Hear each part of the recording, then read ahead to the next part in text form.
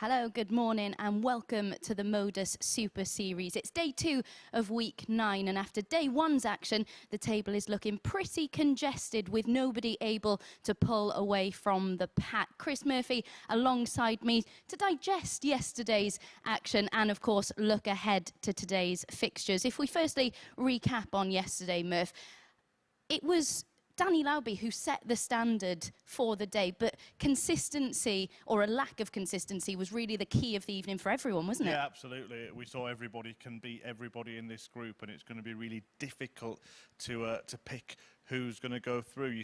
You mentioned that 4-1 win for Laubey in the first match, but then later on in the evening, he ended up losing 4-0 to Stefan Bellmont at the end of the night. So, yeah, consistency, the problem for all of them, and as we'll see in a moment, 3 players on 6 points, 3 players on 4, very, very difficult to separate. Absolutely, and one of the players involved who you picked out to possibly go on a run today is Nathan Girvan. We're going to see in a second. His combination finishing was superb for the majority of the night. There was a 112 in there, a 96, but this 117, it was fantastic, wasn't it?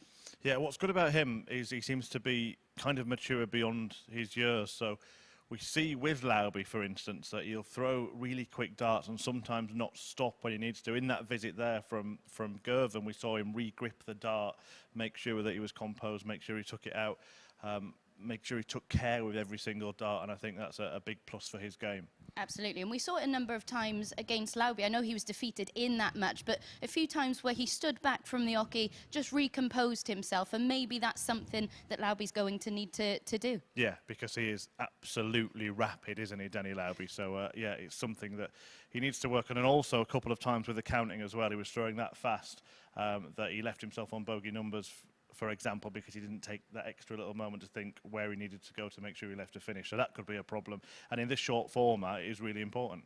And another player, Sebastian Bioetsky, is another one we were talking about before yesterday's action. Of course, such an exciting young talent. We may be expecting to see more from him. We've got the 104 checkout here to show you, but we may be expecting a little bit more from him. I think we will see some brilliant performances from him over the course of the week. We know he's going to be here for at least 5 days, being in Group A, but I don't expect to see it game after game after game for a player so young, who's shown massive moments when we've seen him before, but also he's not going to play at the top of his level every time. Nobody is. So, yeah, I think we will see something special at some point, but we can't expect it every match. And Danny Laubey, who we've already mentioned, a little bit of controversy in one of his games, but here we see the victory over Nathan Girvan, a really big one for him in what was one of the best matches of the evening. Yeah, and he seemed pretty laid back about that dropped dart, the dart that never was, but yeah, he went on to win that leg, went on to win the match, was looking like he might end the night on 8 points, but got heavily beaten by Belmont at the end of the night. So, yeah, I think, again, he's a very similar kind of feeling about a few of these players. We know they've got a really high ceiling. I think there's maybe a missing B game for a lot of them, and Laubey's one. Absolutely, and as we said, the table is looking really congested at the moment. 3 players on 6 points, 3 on 4. It's still all to play for, isn't it? But today is where people need to make that move. Yeah, we'll probably see 1 or 2 players fall out of the running to top the group, and will end up in the race to try and get themselves through to Group B and play in the evening sessions and have the advantage of 3 going through from 5 in that group. But I still think you're probably going to have at least 4 players in contention for that top spot and that place at finals night at the end of this session. Most definitely. And now we look ahead to our first match of the day. It is, of course, a repeat of the final game of last night. Alec Small getting a crucial second victory over Jamie Kelling. Who do you pick for this one? Well, they can hear me, so I have to be careful. But it's, yeah, Kelling sort of Mr. Consistency. He plays at a similar level all the time. Small showed in spells that he can go on these runs of 180s, 2 or 3 legs where he can really blitz his opponent. If he manages to do that straight away, I would favour him. But as soon as it's really early in the morning, I think I'll just favour Kelling on this one to be solid, steady and get the job done. Right then, let's see if Chris Murphy can get probably his first correct prediction of the week. Let's hand over to Henry Deacon. Morning, Abby. Morning, everyone. Welcome to Moving Day here in Group A as we begin day 2 of week 9 here at the MODUS Super Series. And we kick off day 2 in the fashion we finished day 1 as Jamie Kelling takes on Alec Small. 2 players who are on 4 points, so they can join the top of the table on 6 with victory here. For Jamie Kelling, it was a day of 2 halves. Started quite well when he's lost to Danny Laubey in his opening game before then getting victories against Stefan Bellmont Alec and then Sebastian Bioetsky. But he finished his evening with a 4-1 defeat to Small in this fixture and a 4-0 defeat to Nathan Girvan.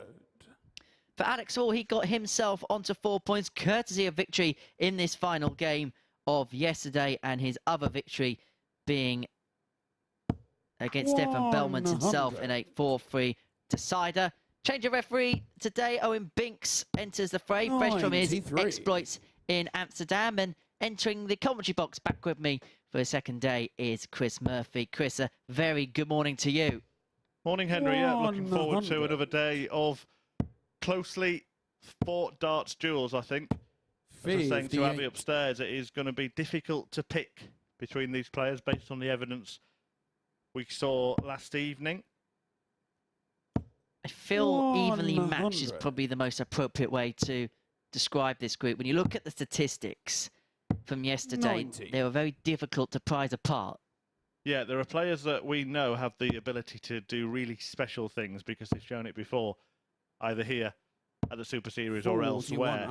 But I think the point that was made yesterday, and I repeated it there to Abby at the top of the show, that a lot of them kind of lack that B, maybe even C game.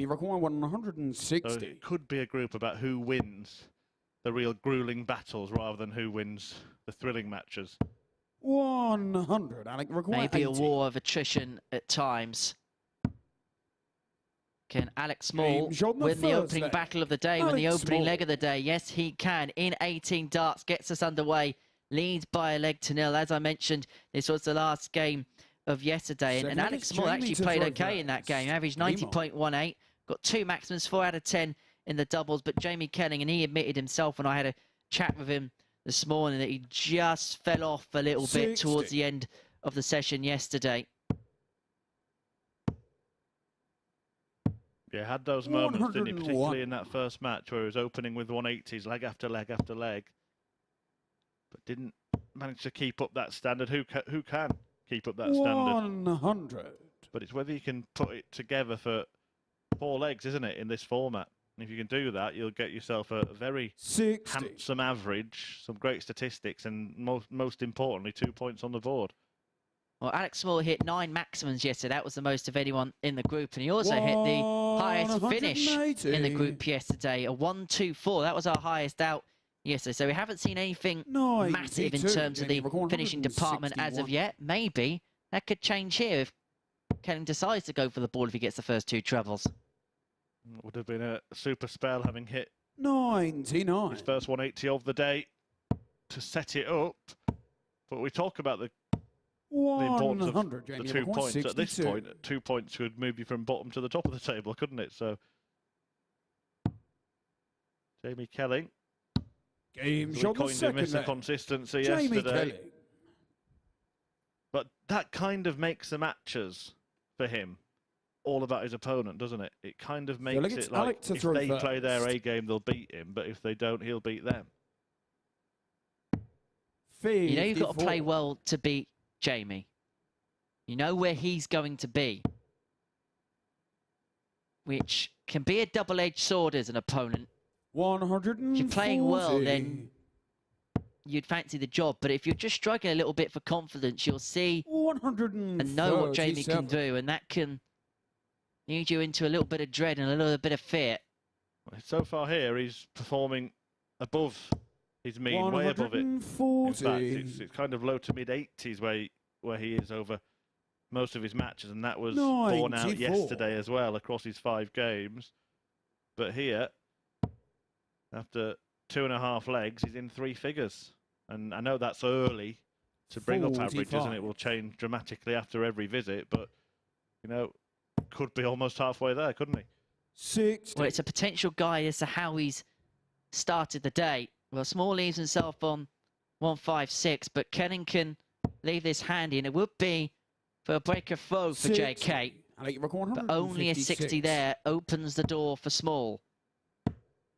We haven't seen a dart missed at double yet in this match. So if Kelling can find 1 treble here, not that one, but it's still not over. It's certainly not now. 91. would have Alec Small, been 96. an amazing rescue act. We haven't seen a dart miss at the outer ring, Game shot on the third and we still leg. haven't. Alec Small Small. cashing in on that mistake there that left Kelling with only a dart at the bullseye, and Small takes the lead at 2-1. Fourth leg, it's Jamie to throw And first. despite having an advantage, distinct advantage on the averages, 8 points, Jamie Kelling. That missed dart at the bullseye is the reason why he is behind in this match. 85. And I just wonder maybe for Kelling, and possibly as the day goes on, he's the one player who's had the 100. advantage living in Andover to go back home and sleep in his own bed. And we mention it with Gary Anderson, don't we, whenever he plays at Minehead. Is that a distinct advantage that he can just go back to his own 135. home environment instead of a hotel or Airbnb? Yeah, I mean, I'd be guessing, wouldn't I, have to ask him how he feels. 57. But Anderson, as an example, how many times has he won at Minehead? Once? Won the Players, didn't he? 2014, Twice, yeah. And the UK Open the year that it was behind closed doors because of the beast from the East, which arguably he probably didn't I was going go to say, home ironically, for. wasn't he? Yeah. 58. Jamie Rock 141. But I do see the benefit in being able to do that, particularly in this tournament, 45.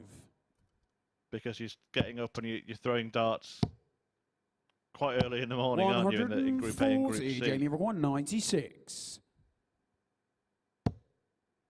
Nice to have home comfort. Once again, though, it's an uncomfortable visit where Kelling's had to rescue the shot after a wayward dart, but this time he's pulled it off. He matches the 96 out shot from the previous leg and levels up the match at 2-2. Anything you can do, I can do just as well. And we cannot prize these two apart in this game, as we cannot prize these two apart in the table. Although in 3 legs' time, one will be on 6 and one will still linger on 4 points. Just a reminder of the table, if you have just joined us here at the Super Series. 3 players at the top of the table. Nathan Girvin leads on legs difference from Sebastian Bioetsky and Danny Laubey, whilst Stefan Bellmont alongside this pair are all on 4 points in the group. We'll see Belmont in action in our second game against Danny Laubey, and then we'll see all 6 players in this group in action after that when Bioetsky takes on Girvin. 92.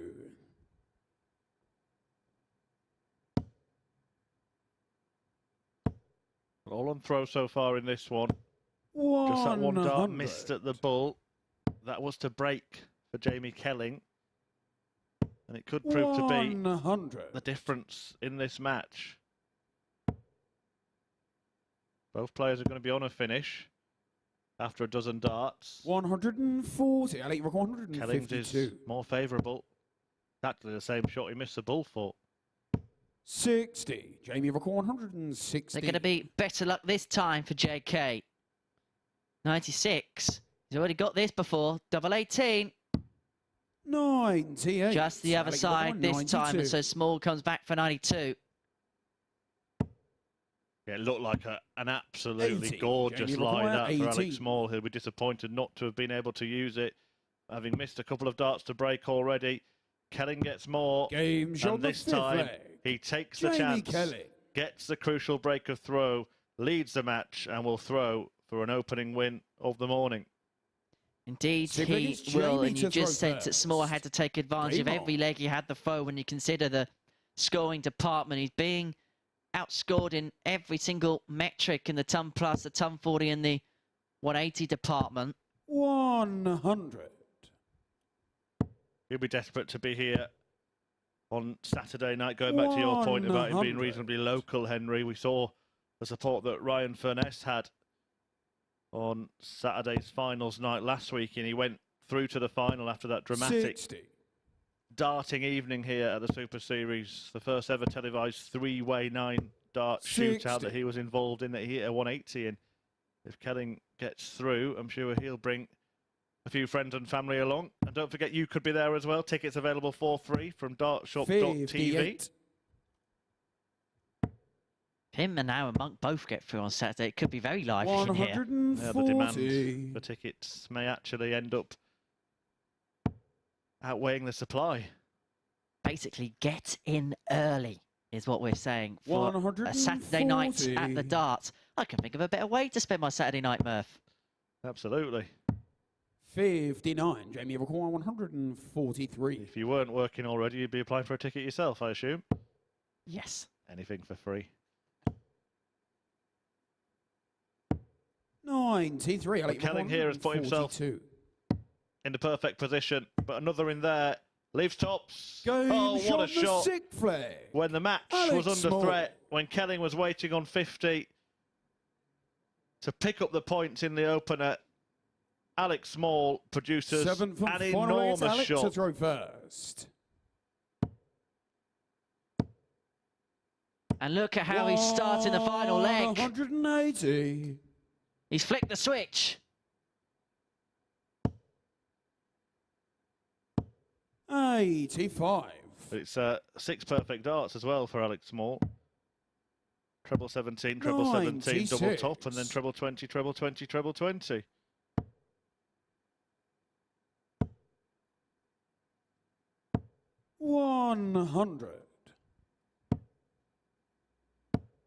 And has that big finish and that 90. big score to start the final leg forced Kelling into submission?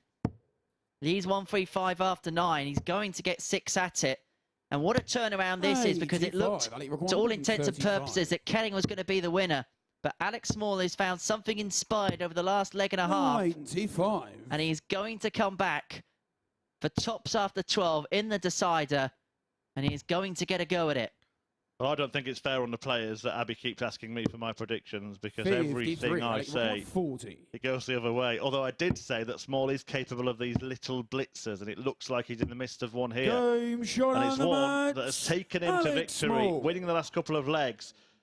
And Jamie Kelling might not know what's hit him there, because there he was, sitting on 50 for the match. Small took out that whopper of a 1-4-2 checkout, kicked off the next leg with its only 180 of the match, and went on to win the game 4-3. A big start for Alec Small. Coming next is Stefan Bellmont against Danny Laubey.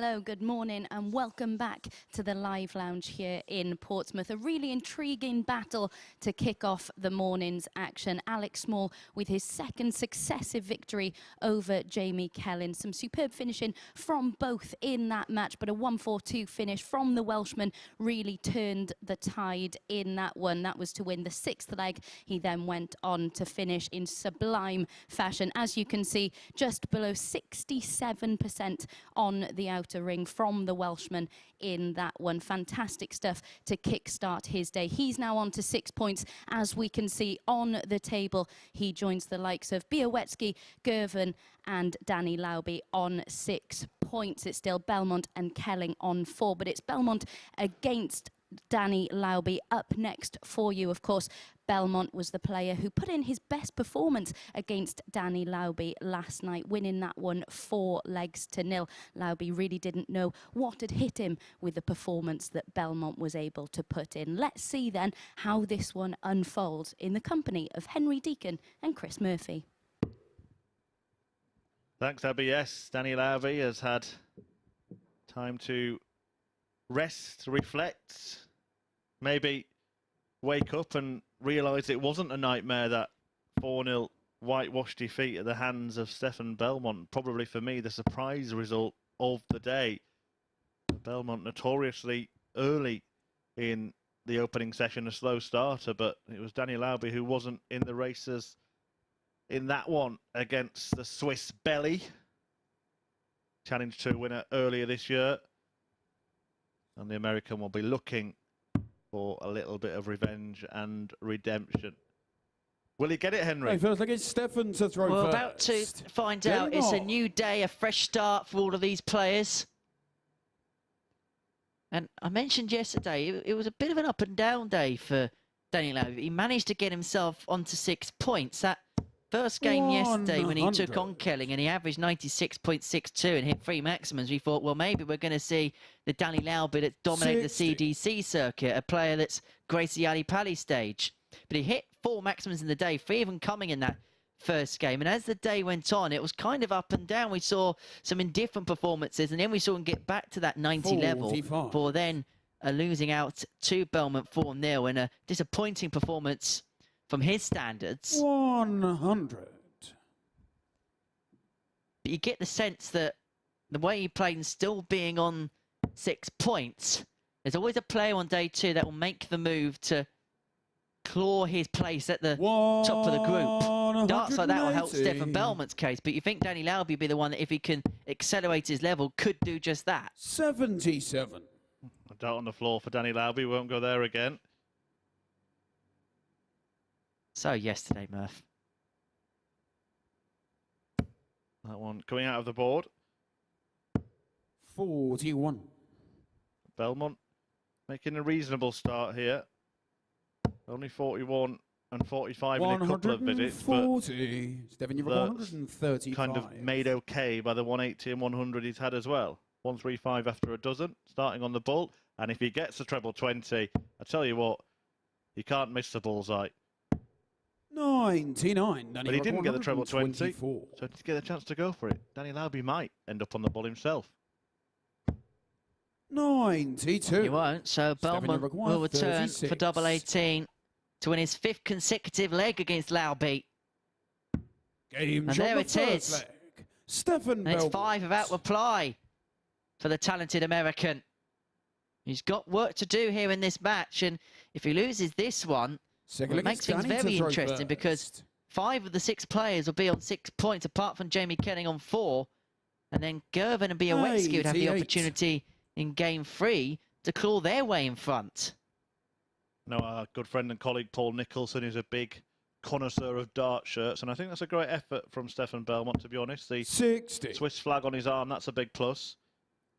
You can see the mountains there on the back as well. 100.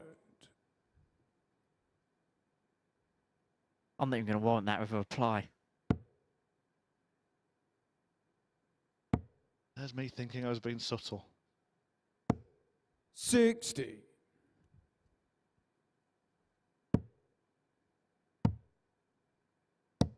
57. Mind you, there's some patterns to Laubey shirts. I'm not quite made out what it is yet.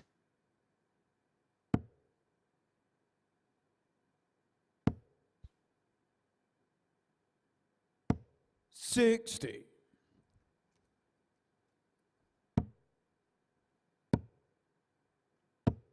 100.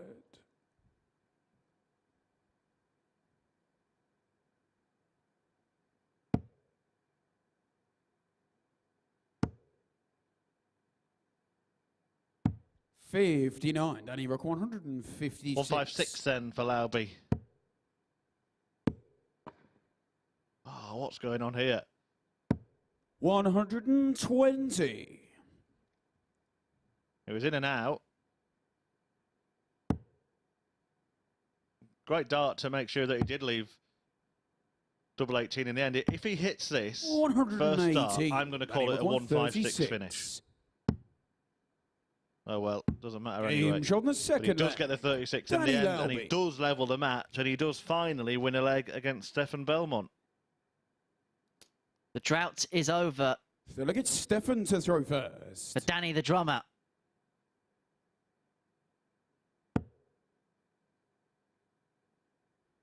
Never mind drumming. He took a drubbing yesterday, didn't he, from 58. his opponent?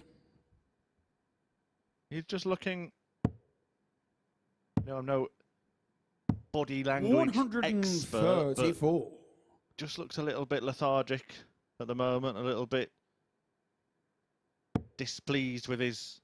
I mean, we spoke about consistency at the top of the show. We're getting inconsistency visit by visit 59. From Stefan Bellmont in this match.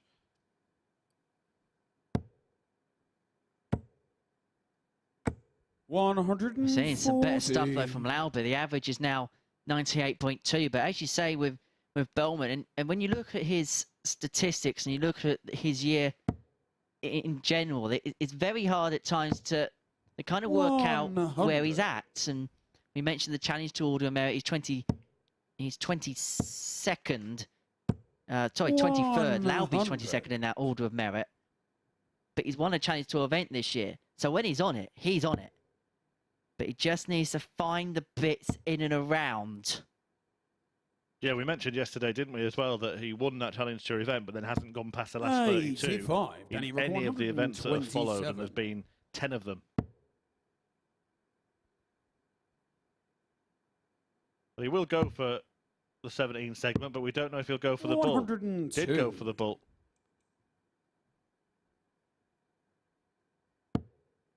Sign of confidence. 59. Looks as if he's found a flow, which perhaps we didn't see all too often yesterday. 1 double 12 30 was the MO, and I get that because he was having some difficulties around the 16 and 8 segment yesterday.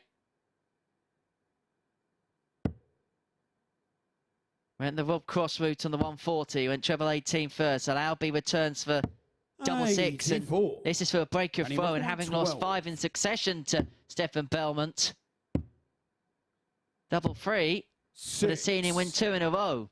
Stefan, you require we saw him 56. That yesterday, hit that double after messing around on it a little bit, but Belmont here has the chance to keep his nose in front in a match that it has seemed like on the third leg. Laubey has been the dominant force. Belmont is the man who has the lead at 2-1.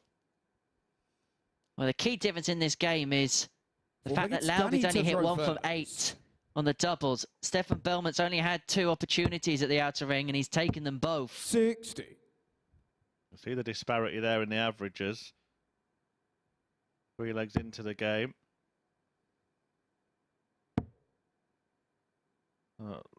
Laubey's scoring has been far superior to that of Stefan Bellmont, although Belmont has hit the game's only 180. But the finishing is what makes a difference. As Henry just highlighted, 2 from 2 for Belmont. 1 from 8 for Danny Laubey in this game.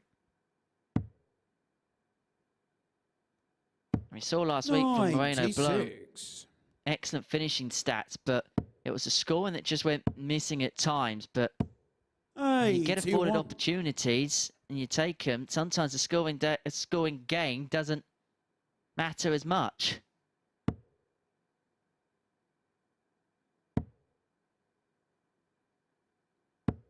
60. Mention the counting as well as some of these players. Really on 305.18s is a more sensible shot, particularly when your opponent's in front in the leg. And a 100. ton leaves Laubey a finish. As it turned out, he only scored 60 in the previous visit anyway, but had he managed a 140, he wouldn't have left a checkout.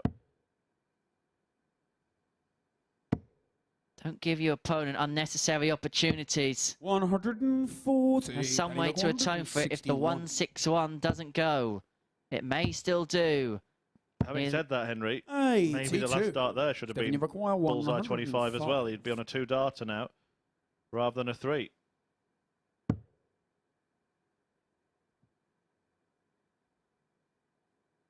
.98 remaining. Have we seen just a couple of 45. counting Then he decisions there requires 79. that may come to cost Stefan Bellmont? It'll be treble 19 for double 11. Well, it should have been. Speaking about maths, well, that's just decision making, and it's bad decision making. Stefan, you requires 60. Only gave himself a dart at the ball, goes a 19 route, he gets a dart at a double out. Outer ring double, double top. Which is missed by Belmont. Game shot on the 4th leg. Stefan Well, Bellmont. it's all about the working out. And the pair of them are getting it wrong in that leg. But Belmont is getting it right in the match. A 3-1 lead and 1 away from the win. 5th leg, it's Stefan to throw first. It's in moments like that where you want to see their way of working and see how they've got to those specific numbers and the decision making as to why we got there. But Belmont is on the hill, is the man from the Alps. And Laubey has a mountain to climb. 42. Slippery slope, this.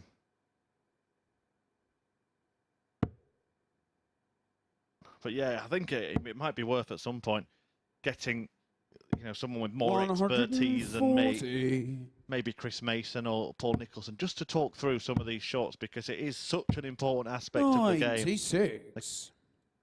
Counting is one element, but I think with Laubey there, he knew the shots. It was the decision making. 79 goes for a 39, which is all well and good if you hit it, but if you don't, you leave yourself 100. potentially only going for the ball, which is what happened. Board management. 140. Stefan, you have 161. Well, Belmont's going to have 6 on 161 to secure victory and to put him on to 6 points and do the double over Danny Laubey. 65. Now that was good decision making. Utilising the 49. bullseye 25 segment Stefan, you that have time 96. to give himself a 2-darter, but he's actually got 2 visits to seal a second successive victory over Danny Laubey. 56. And not just victories, emphatic ones as well. And it's done Danny Laubey's leg difference, no end of horror. 34. But Stefan, leaves himself on top 40. if there's a miss from Stefan Bellmont.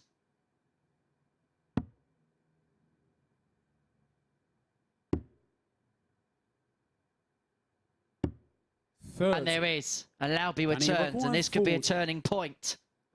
It was 3 out of 4, wasn't it, before Game that? on the 5th leg. Now 3 out of Danny 7. Laubey. And now 3 out of 5 in terms of legs in the match. Laubey winning 2 of them and now throwing It's to Danny force a to last throw leg decider. first. And as we mention oh so often here at the Super Series, games can swing on one moment in this 59. best of 7 format. It's quick fire, so any mistake gets punished to the hilt. But Laubey, having obtained the break in good fashion, 96. hitting the 134 for taking out tops, has only kicked off 59. 140. That's a much better visit. Could have let Belmont in against the darts if he went trebleless once again. We mentioned Danny Laubey yesterday, professional drummer, music teacher. 60. And he really does play this game with rhythm as well, doesn't he? 58. He plays it at drum roll speed. And maybe sometimes he just needs to settle down a little bit. Not so much in the scoring phase, but when he's going for different targets on doubles. You look in the game, 2 out of 11. 96. I mean, ask most darts players, it's not an easy thing to switch from one side of the board to the other and play at the same 95. pace. And that's where maybe that department favours a more deliberate player like Stefan. Because he has the time just to maybe step back, recompose without disturbing that rhythm. 46. Danny Rock 149. Laubey looking to land a big blow here. He's got 6 darts to clean up, 149. Double 16. Game and he shot just makes me look flag. silly, doesn't he? Danny Full Laubey. speed all around the board and takes out no problem at all. I bow down to Danny Laubey. That is absolutely sublime. And it is Stefan to throw first. the biggest finish we've seen so far this week. Game on. And how good a sight is it when you see that at such a speed as well? 45. Yeah, it's a real symbol of what he can do.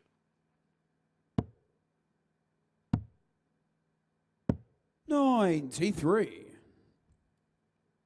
Do yourself a quaver.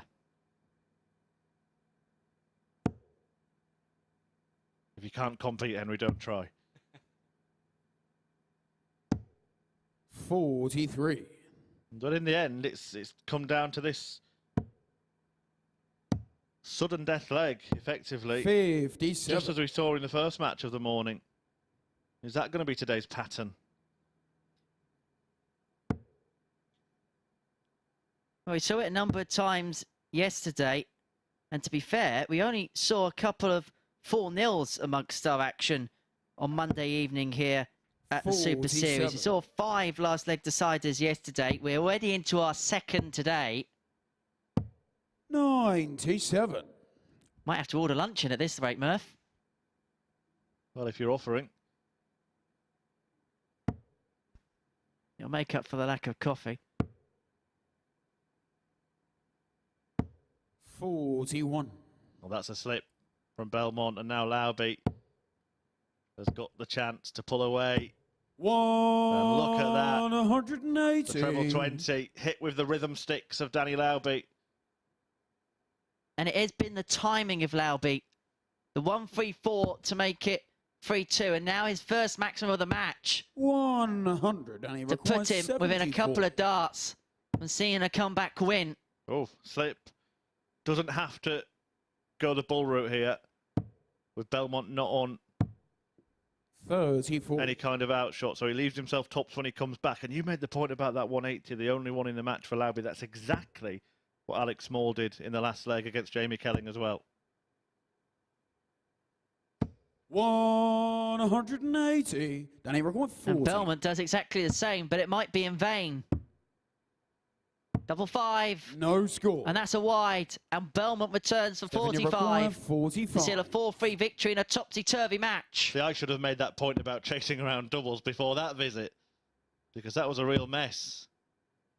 Can Belmont get the better of Laubey again? 29. He can't. Both players have missed match-winning opportunities. Danny require 40. Danny's turn comes again. Game shot. And this time he finds the double. Laubey. And this time he finds a victory against Stefan Bellmont. And Danny Laubey is the first player in Group A to make it on to 8 points, courtesy of that last leg victory against Stefan Bellmont. It was quite suspect at times on the doubles, but the highlight was a 1-4-9, a superb comeback from Laubey, who was 3-1 down. His timing was pretty much perfect in the latter stages of that match, so he claims victory in game 2 of our day. When we return after this short break, we'll have seen all 6 players in action as Sebastian Bioetsky takes on Nathan Girvin.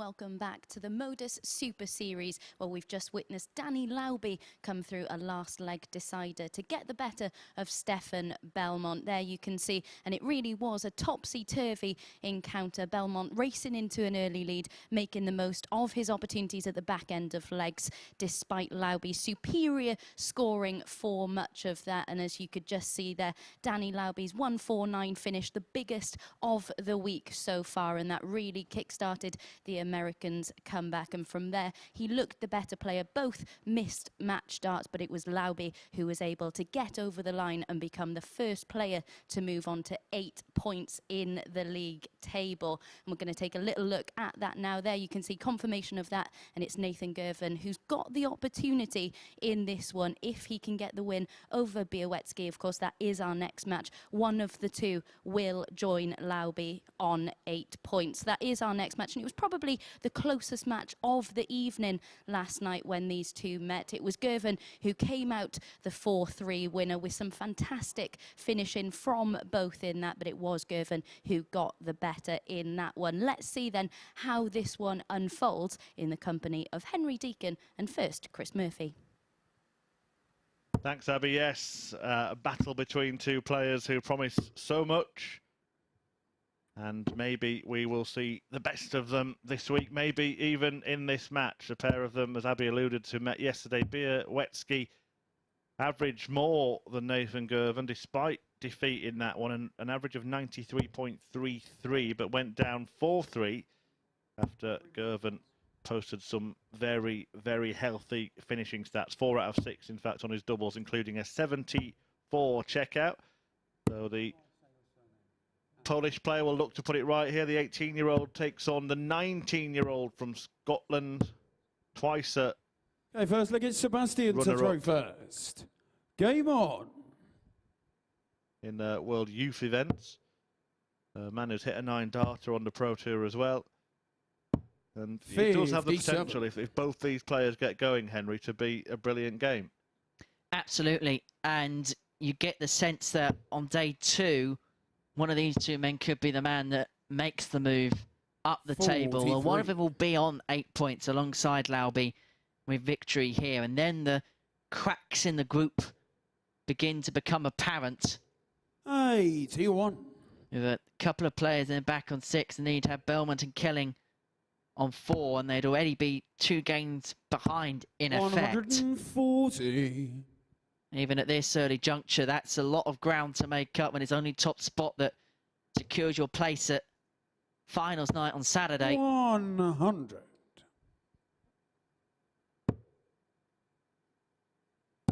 Nathan Girvan, who's using Andy Jenkins darts this week, and used them to good effect yesterday.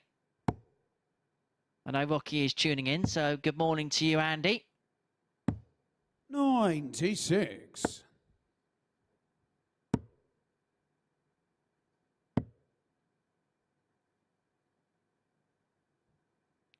Decisions to make here for Girvan. Decides to go downstairs for 17s. The 144. Bioetsky wants 167 for an opening leg hold. 59. We saw Danny Laubey hit a 149 checkout in our last game. Is Girvan going to get us a 144? He could still do.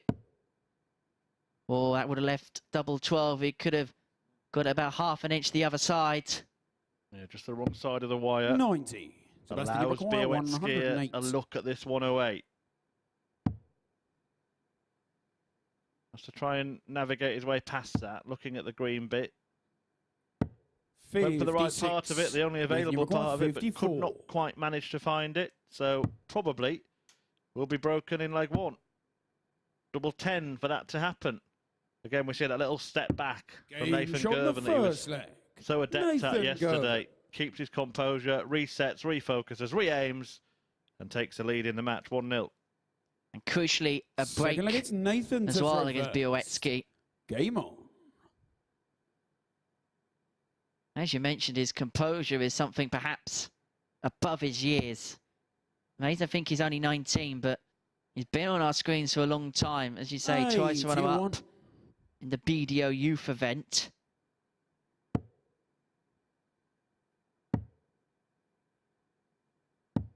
48. Yeah, and we've seen him, Nathan Girvan, now. Well, he'll reach the 150 match mark during this group. 56. First match tomorrow will be that milestone for him, so plenty of experience in this event as well. In contrast to Bioetsky, who's making his first. 100.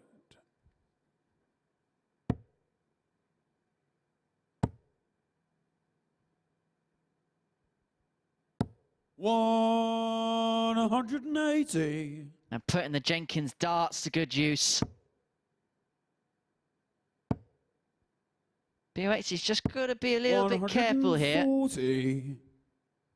Because Girvin's got this game by the scruff of his neck. He's in full control. Ultimate control. What a fantastic 6 darts that is. Yeah, and that 168, it will just go down as a 140 plus throw. I think there needs to be a change in stats in darts where you see perfect visits, because for me that's better than a 180. Again, just taking a moment. 8. This time failing Sebastian, to get the desired outcome. So there's a chance now. Really, we saw earlier a player go for treble 13. This is why you go the 19 route, because Danny Laubey only got a dart at the ball. Bioetsky got one at double top, but couldn't get past the blocker. Ironically, both of the same outcome. Girvin then returns for double 4. Game shot. Well, that was a case of 1 up and 1 in for Nathan Girvin. He backs the break up with a hold. He leads 2-0, and he's halfway towards 8 points. And because of his superior legs difference over Danny Laubey, he would go top of Group A at this early to midway juncture.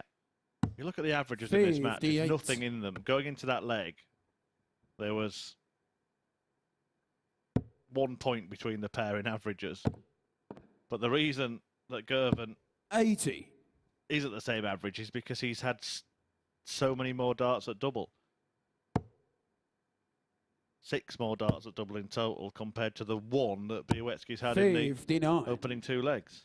And that was at tops for that 79 combo. Girvin's just grinding out the opportunities, isn't he, for himself? 100. Missed 4 in the last leg at double before converting with dart 5 on the double 4. But giving himself those 5 darts by virtue of that 180 backed up by the 168. And his timing looks impeccable again in this leg. 140 just to wrestle the darts away from Bioetsky, and he's on the cusp of a 3-0 lead and a double break. Now, my favourite shot in darts, Henry, talk about things that are better than 180s. It's a 149 setup from here. 60, bullseye, treble 13. Sexy darts. 119. Well, they're rather attractive as well. I wouldn't know what attractive is. 140. Nathan, you require 62. Well, this is a 3-0. Wrong bed. Double 8 in the end. And again, he refocuses. Become a key feature of his game, this. 46. Doesn't work out. It's a chance for Bioetsky. Choices here. Ups for double 16. And that's why. The 3rd leg. Sebastian Bioetsky. Crucial moment there. Had to take it out. He was up to the task, but Girvin will return for a 3-1 lead. And I don't know about you, but looking at the way Nathan throws, it's very reminiscent of Nathan Aspinall. 100. Yeah, I see a bit of that. Even in the way he steps back at crucial doubles to readjust and realign. No realignment about that, though.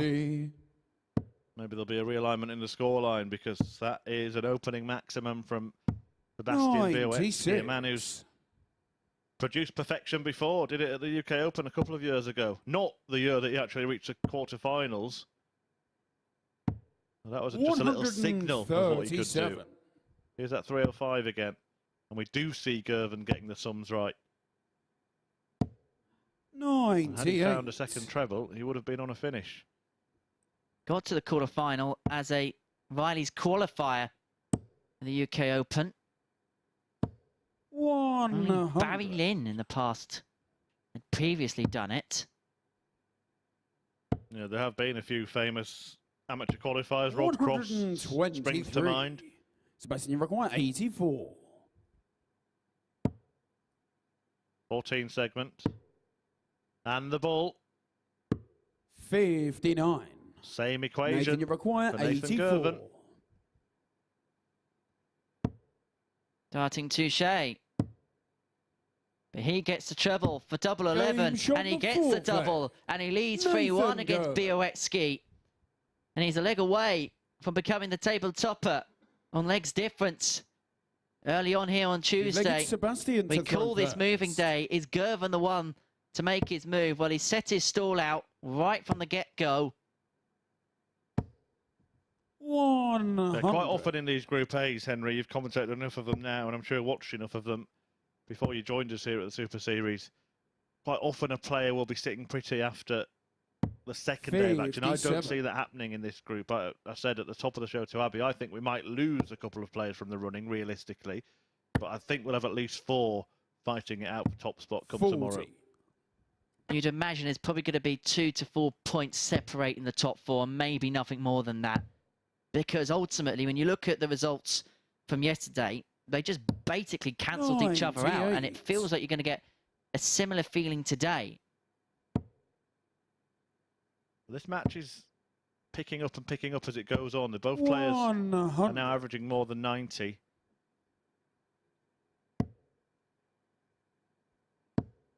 Girvin still in a golden position. 180. And the 180 doesn't leave a finish, but it does put pressure on Bioetsky to at least join him in that 160-something territory. Should go down here. 91. Oh, brilliant. And Girvin is looking to avoid a bit of darting deja vu because he was 3-1 up in his first game yesterday against Stefan Bellmont and ended up losing 4-3.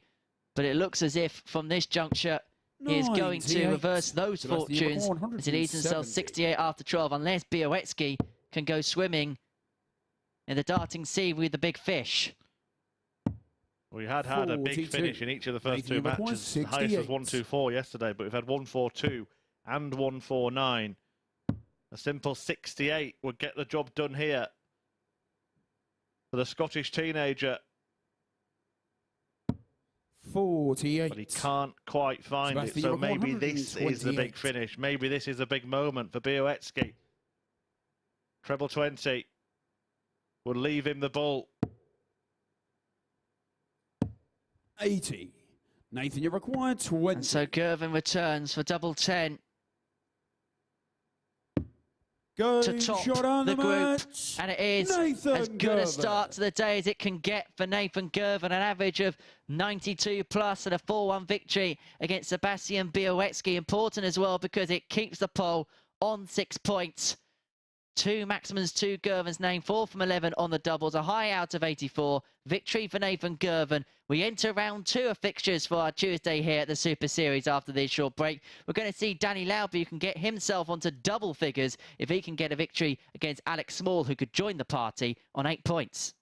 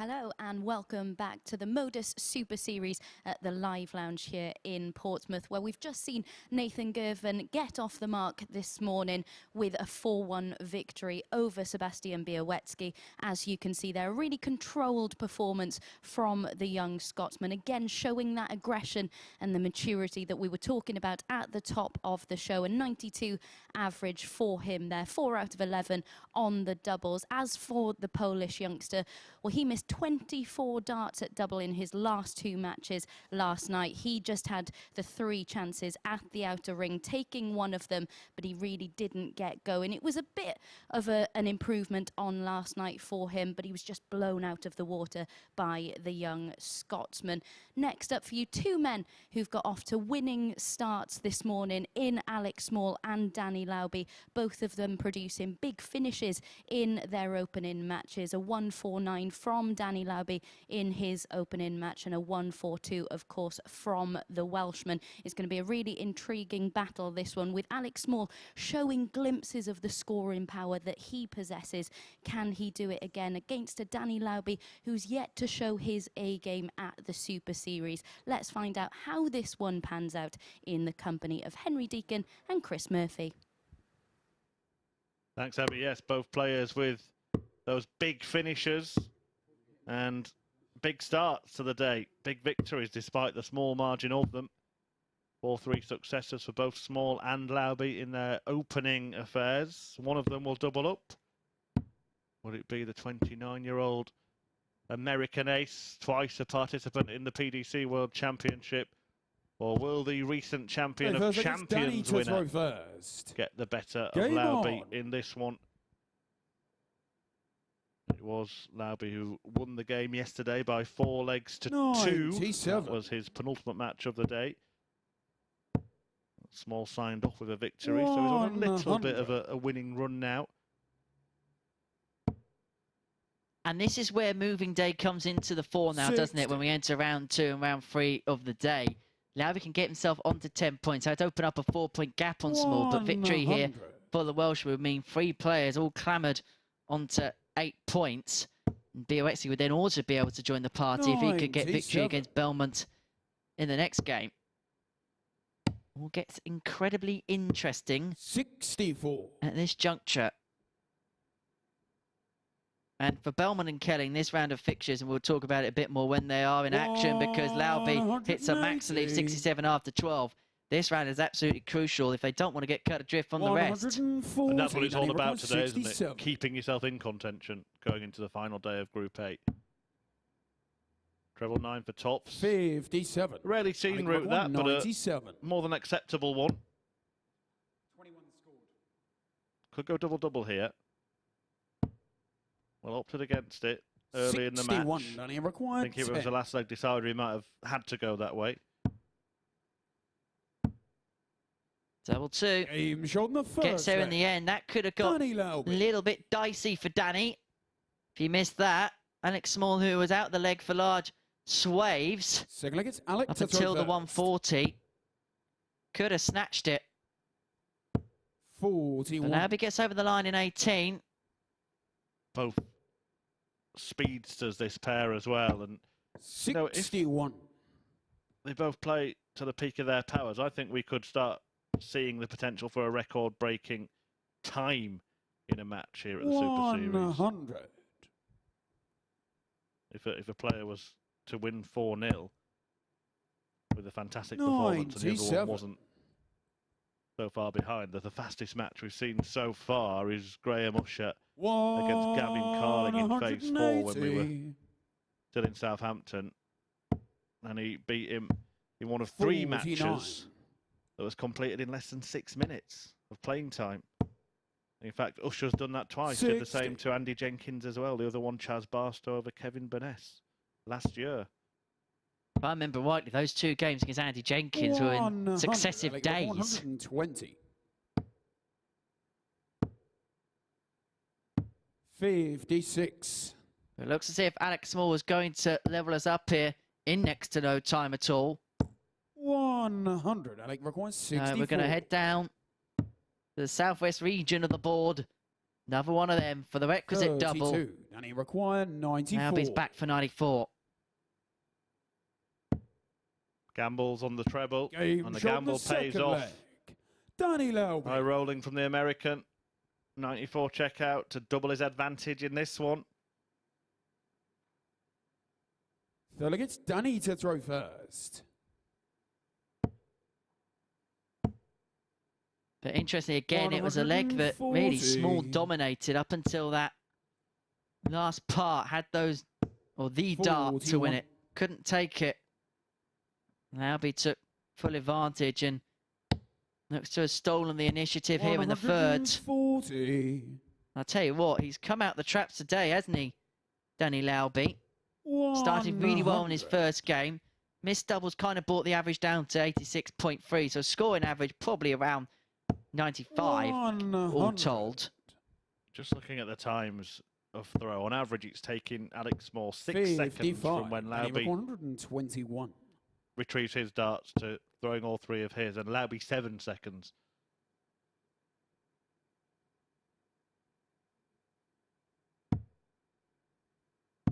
That's a nice setup. I'll tell you what, that time is not going to be far away if Laubey wins this 4-0. The record, 5 minutes, 48 seconds from Graham Usher over Gavin Carden. Danny Laubey 3-0 up Danny Laubey after 4 minutes and 25 seconds. Fourth leg, it's Alec to throw first. So he needs to get this done in roughly 80 seconds. 140. 9 darter would do it. 100. Alec Small wants to be out there a little bit longer. He doesn't want any records smashed.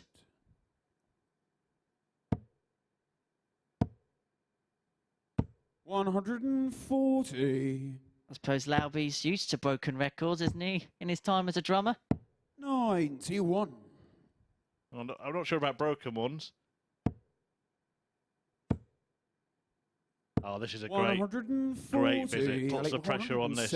Puts the pressure on this big finish, and it's not going to go. So Laubey will have the opportunity. 100, and he record 121. And if it goes in this visit, so does the record. But it's not going to happen.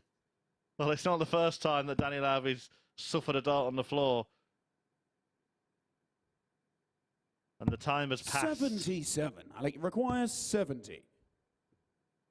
For a record-breaking match. 64. But it could well be the whitewash win 44. that Danny desired. He goes the Motown route, 4 tops. Double 10. 24. Can't find it. Alec requires 6. Double 3. No score. And Laubey is going to return for the 4-0 win. For an early morning bagel. For the American. And Danny Laubey is the first player on double digits here in Group A. He deposes of Alec Small 4-0 in one of the quickest games we've ever seen here at the MODUS Super Series. 6 minutes and 22 seconds. That was all it took for Danny to get the job done. 1 maximum to his name, 4 from 10 on the checkouts, high out 94. And we're going to take a short break. We're going to catch our collective breaths as we see Jamie Kelling up against Nathan Girvan.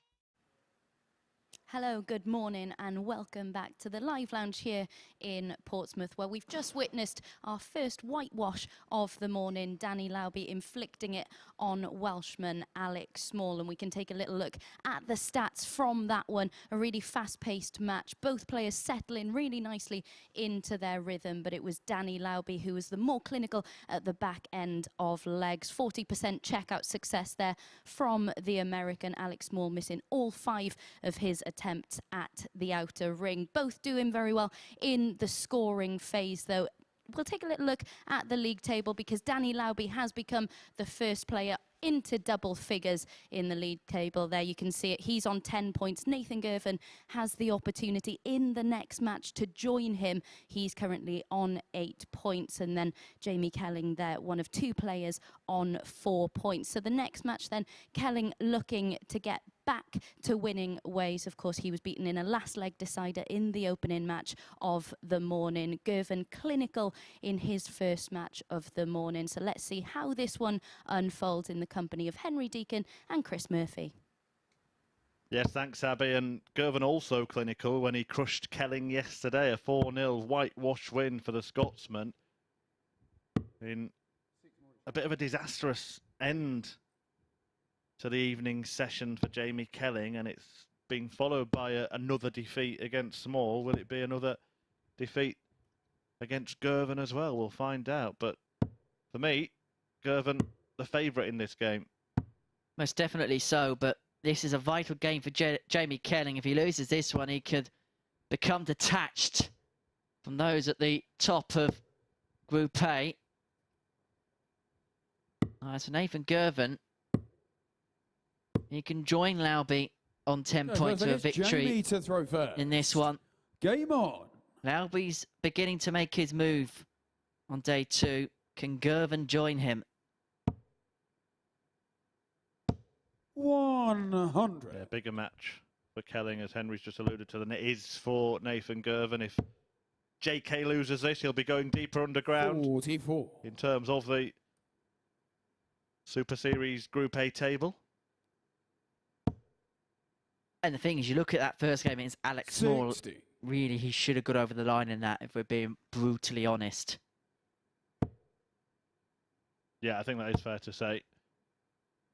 But 60. winning can be a habit. Unfortunately, so can losing. And it is 3 defeats on the spin now for Kelling since his 4-1 success against 140. Sebastian Bioetsky in the middle of yesterday's session. It was top of the table at that point. 134. Admittedly, it was very early on in the group. But he was playing well.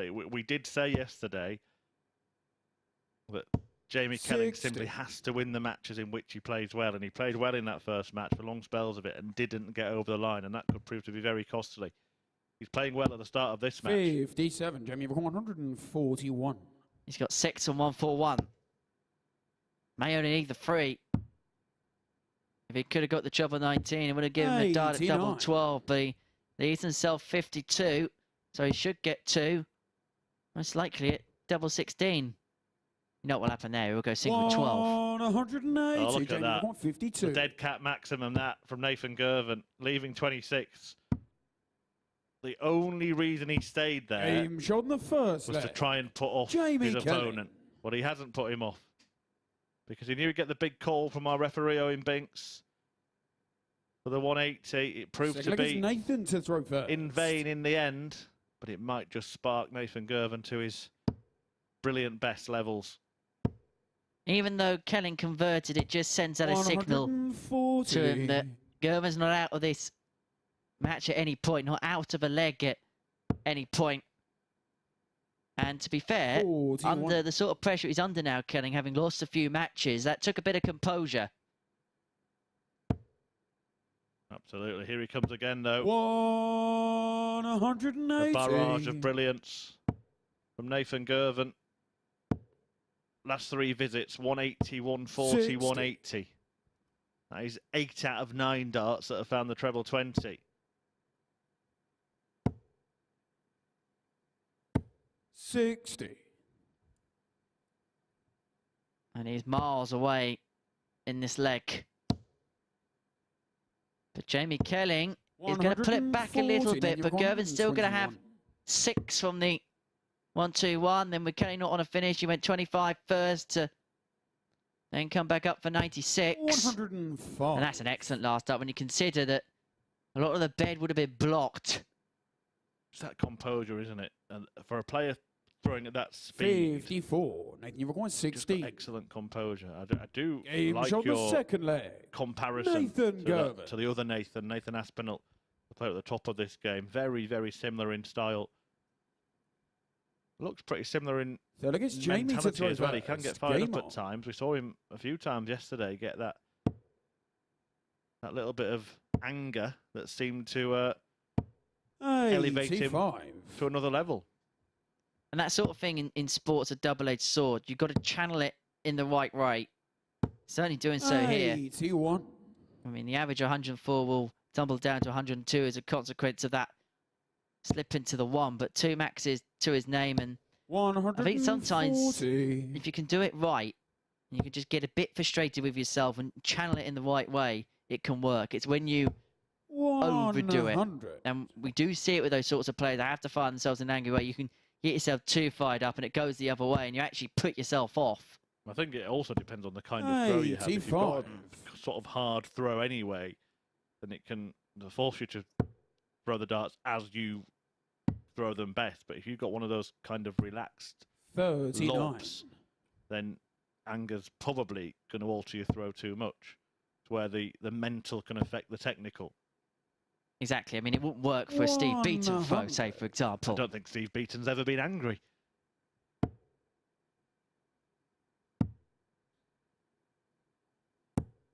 $51. Jamie Requan, 91. Bronze Dodonis. Meanwhile here, JK looking for treble 18 there. But despite the Girvan brilliance, Kelling is doing what he needs to do on throw. Well, will we see him ask a question again like he did last time? He hit a 180. To pile the pressure on Kelling. Kelling stood up to it. This time it's a 140. 66. Just to appear in the rear view mirror of Kelling, who wants double 18 and remains in cruise control. 2-1 to JK. Going through the right gears at the right time is Jamie Kelling.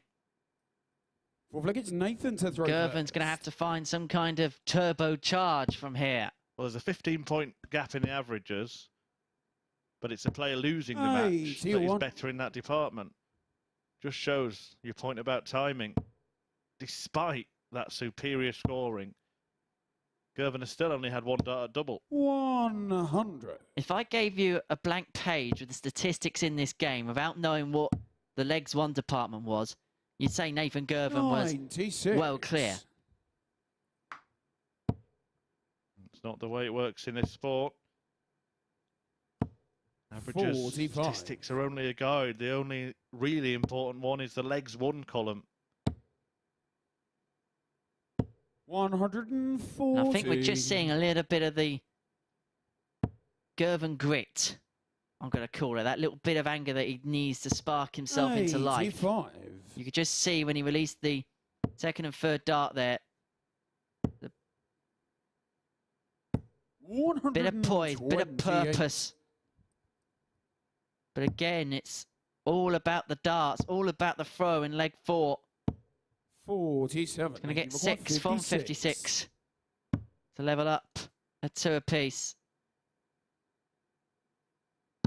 And to make it 2 from 2 on the doubles, 4 legs in. We've only actually seen 1 missed dart at a double in this game so far. That was a 14 dart leg for Girvin, averaging just underneath the ton. But what can he do against the darts here, where Kelling has strutted his stuff? 100.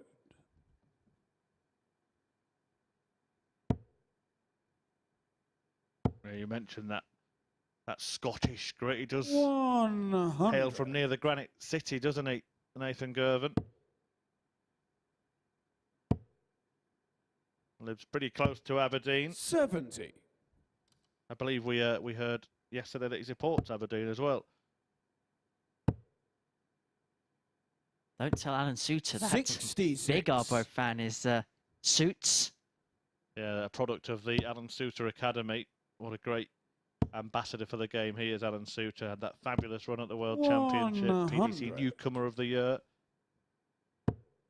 Which I think even he found a strange one, having been playing the game for so long. But it's not just the youngsters, is it, that make an impression on the PDC circuit? Look at the players who are at the top of the game now, the likes of Johnny Clayton, Gerwin Price, Rob Cross. Peter Wright being the big example. 85. And he really hit the big time like he did now in his early 40s when he got to that first World Final. 170. Nathan Girvan will be hoping he's got plenty of titles in his pocket by the time he gets to that age. Well, this time the big shot has come when Kelling's on a big shot himself. So the break opportunity has been carved out. Only one dart has been missed at double in this match, and that was by Kelling. Girvin buys himself a couple, and he uses them to great effect, and that was the moment that he'd been waiting for, that he'd been playing for, and now the stats do bear out the scoreline, because Girvin, tickling a ton in the average, leads the match 3-2 and will throw for his second win in as many matches this morning. Well, it's fairly similar to a player playing Roger Federer at Wimbledon. If you can do everything with the serve, then you're okay. But the second you get broken, that's when you begin to fear. And this is perhaps case apparent here for Jamie Kelling. 24. And that has opened up a huge gap for Girvan. And he's going to take full advantage. 180. Little fist pump there. He's very happy with himself. 3 maximums in this match for the 19-year-old. 140.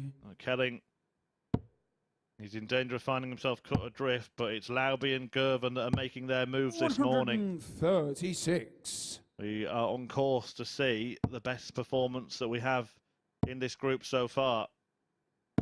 Yet to see an average above a ton in week 9. If Girvin can convert this, 62. He will return. Kelling all the way back on 212.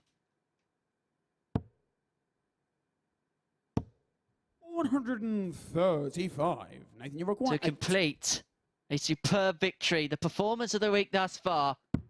Double 4 does it for Nathan Girvan, and it is the first ton plus average we've seen in week 9 here at the Super Series. An average bang on 102 for the man from Arbroath. It was Struth darts for the man from Arbroath. 3 maximums to his name, 4 from 7 on the doubles, a 62 high out. Jamie Kelling did a lot of his work with the darts, but when he was broken in leg 5, you felt that that was the turning point in that match. So victory for Nathan Girvan with our first ton topper of the week. We're going to take a short break. When we return, Chris Murphy's going to be talking to Abby on the balcony, and then we'll see Stefan Bellmont and Sebastian Bioetsky end round 2.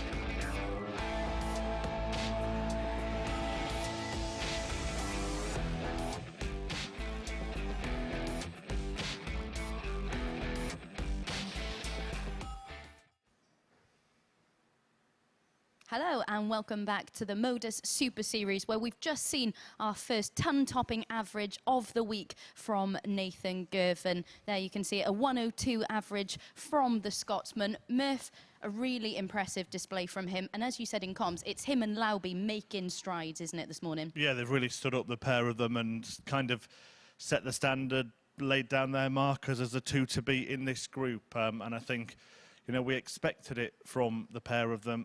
And they've certainly delivered this morning. And, you know, Laubey's played well. Girvin's kind of gone to that other level. People used to talk about it, players sending out a statement and the next one coming up and bettering that. And it's getting very, very interesting, very exciting. And I know we've touched on it already, but with Nathan Girvin at such a young age, still just 19 years of age, it's really impressive, isn't it? Even when he falls behind, he's still got that strong mentality, and he doesn't let it faze him. Yeah, Scottish grit, Henry called it, and I think that's maybe part of it, but I wonder how much credit we have to give to Alan Suter as well, a product of his academy up there in Arbroath. So, yeah, I think that Nathan Girvin is really mature beyond his years. It's the way I keep mentioning it in comms, the way he steps back when he needs to. He doesn't need to that rhythm to throw his darts all at the same pace, and maybe that's a bit of a difference between him and Laubey, and for me it might be what takes him over the line in this group. Absolutely, and I think it's really interesting listening to Alan Suter and the way he talks about the academy products that he brings through, and he doesn't set standards for them, he wants them to set them themselves so that they can show how much desire they actually have. Yeah, and he certainly shows a lot of desire. You see him, don't you? We saw it yesterday, getting angry with himself sometimes as well. He demands the best of himself at such a young age, and I think he controls it well, and it all bodes very, very well for a bright future in the sport. Most definitely. Right then, let's get into our next match. It is Belmont against Bioetsky. Thank you very much, Abby, and this is another one of these intriguing moving day battles. Sebastian Bioetsky can put himself within 2 points of Laubey and Girvin with victory here. Belmont can also put himself on to 6 points, but what it would do is create a gap between the top two and the rest of the pack following the conclusion of round 7 of week 9 of Group A, the halfway stage of this particular group. Belmont lost out in a last leg decider against Danny Laubey in his first game. Bioetsky was beaten by the brilliant Girvan by 4 legs to 1. So how will these two gents respond? We are about to find out. We conclude round 2 of day 2 here in this particular group. Chris Murphy has won the race to make it down from the gantry to the commentary box in time for the first leg. And I was just mentioning in the introduction, big game for Bioetsky. If Stefan Bellmont gets a win here, you're going to see gaps begin to appear in the group. Yeah, absolutely. And I think Girvin and Laubey are making their move at the top. And remember, there is only one place to play for at finals night in this group. So people are going to start getting cut adrift. Jamie Kelling has already lost his first couple of matches of the morning, and Belmont could follow suit. A lot will become apparent following the end of this game. 100.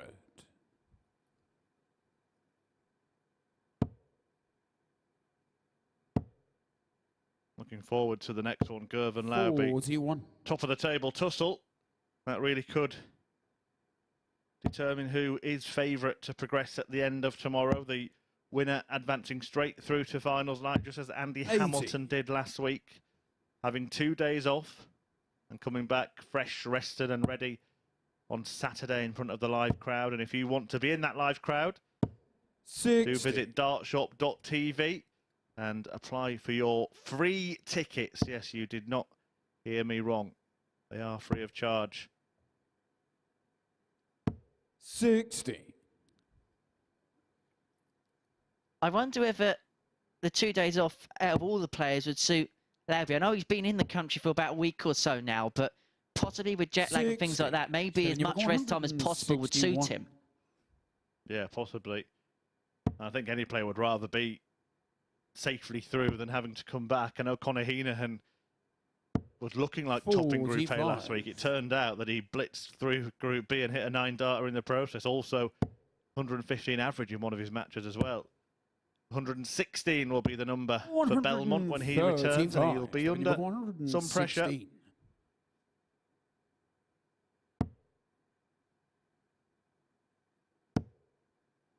Couldn't make the adjustment, and Bioetsky will get a chance 60. Sebastian, you require 100 to break the throw in the first leg. 105 for it. Treble 15. Now decides to go treble 19 for double 14. 90. What I don't get there, Henry, is that he went for it and then didn't know what double he'd left. Surely he knew what he was doing. I could only assume he was maybe checking the dart was in the treble. 46. That's not in the double. Sebastian, you require 40. Going that route, he's left himself in a bit of an awkward spot, having missed inside. So choosing to split. Game shot in the first leg. Turned Sebastian out to be a Bioetsky. good choice, and it's a breaker throw, and Bioetsky has the lead. And the Swiss Stefan Bellmont needs all the help he can get at the moment. Sebastian to throw first. Game on.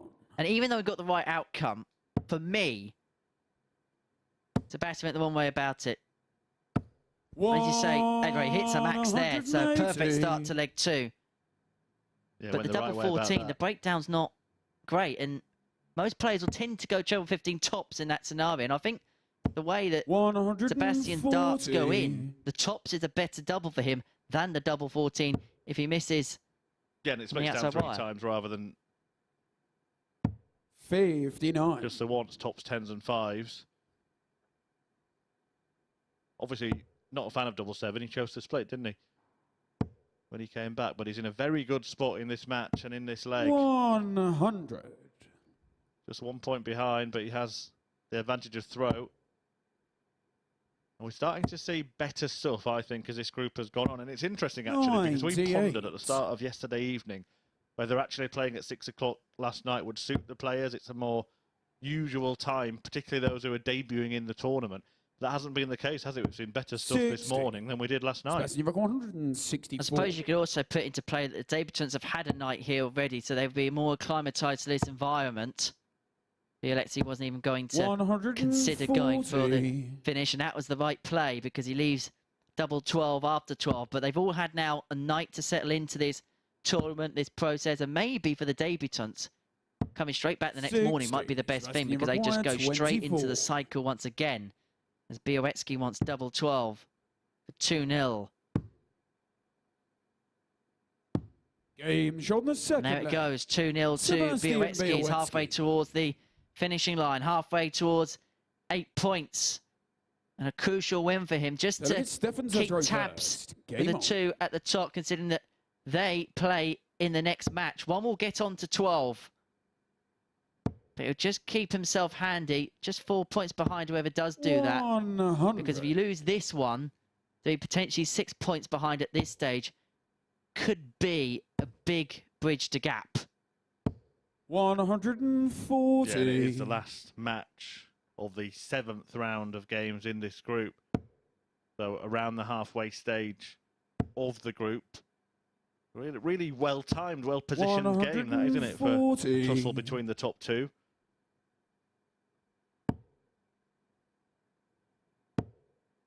I think the victory for Bioetsky here really keeps him just clinging to the coattails of that top 2. But any other outcome, it starts to become a bit of a 2-horse race, seemingly. And I wasn't expecting that to happen today. We said yesterday that everyone was cancelling each other out. It feels like the opposite. When you've got 2 players making a charge, one will cancel the other one out in our next match. 180. But it doesn't matter too much if they're winning around them. It might be the player who wins his games against all the other opponents that keeps himself in contention. 60. Bioetsky losing to Sebastian, you're Nathan Girvin. 136. Belmont losing to Danny Laubey. 96. Stefan, you require 100. Needs and sells tops if he returns. Belmont returns for the 101. Treble 19. Finds the 7, so Bioetsky will return for top for the double break and a 3-0 lead. 40.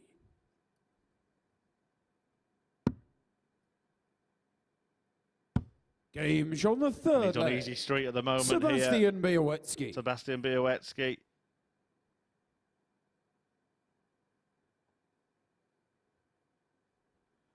Four-legged Sebastian to throw first. Game on.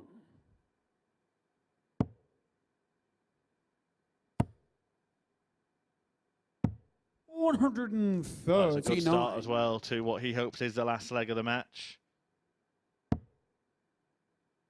Being an avalanche of excellence from Bioetsky. 100. And it's no joke for Stefan.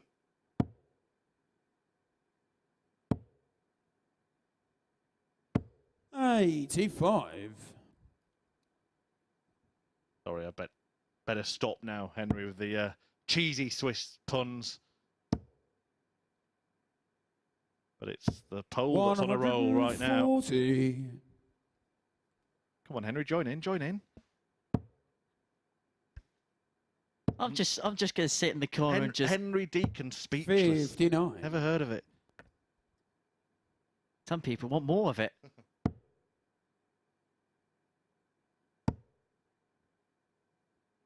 Well, 140. Sebastian Bioetsky wants more of this today, averaging more than 90.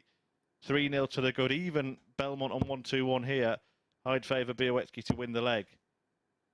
And in fairness, it's actually been a better performance for Stefan Bellmont in terms of averages. But he needs this 1-2-1 to keep him in the game. Treble 17 would have left the ball, and that could be the last dart he throws in this match as Bioetsky returns to 78. Well, Laubey and Girvin have set the standard. But it's 20 for tops. And now the real Sebastian Bioetsky has stood up and shown what he can do. A 4-0 whitewash win over Switzerland's Stefan Bellmont, who was just not in contention in that game, despite an okay performance by his standards that we've seen so far here at the Super Series. Bioetsky producing an average just shy of 94, hitting 50% of his double attempts and a high 78 to win the match. He keeps himself in contention towards the top of the table, but next it is a tussle at the peak of the pile when Nathan Girvan takes on Danny Laubey.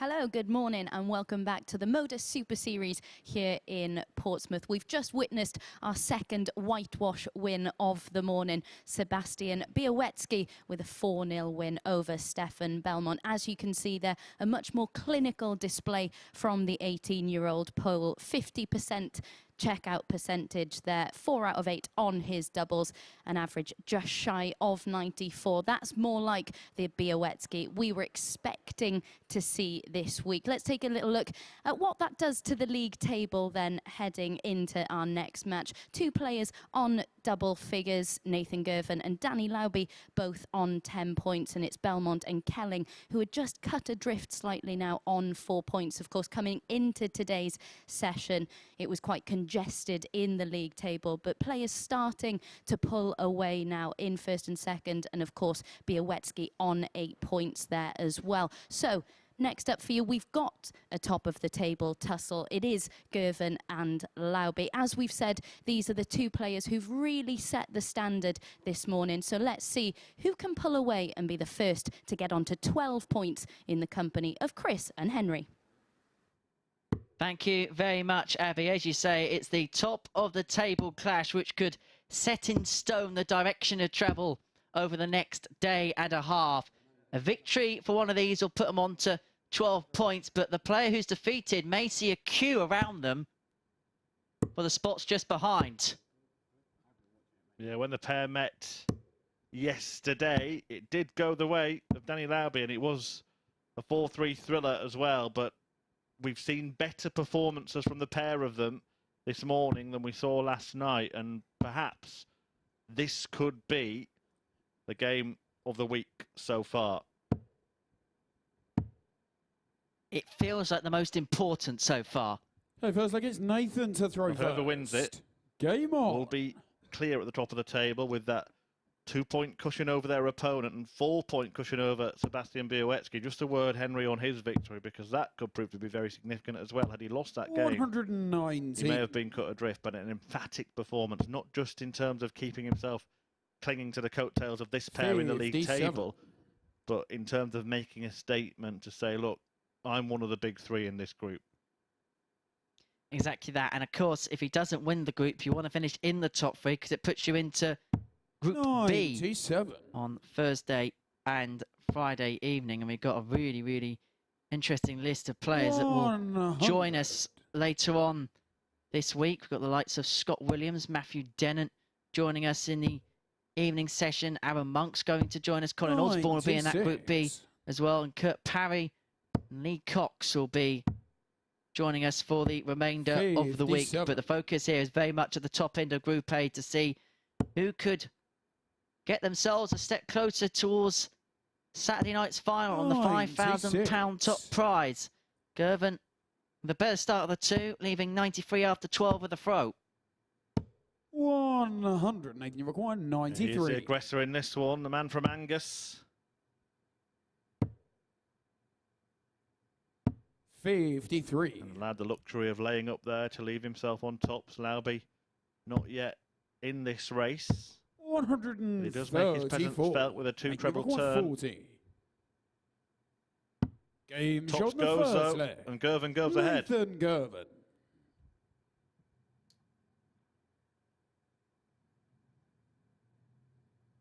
Second leg is Danny to throw first.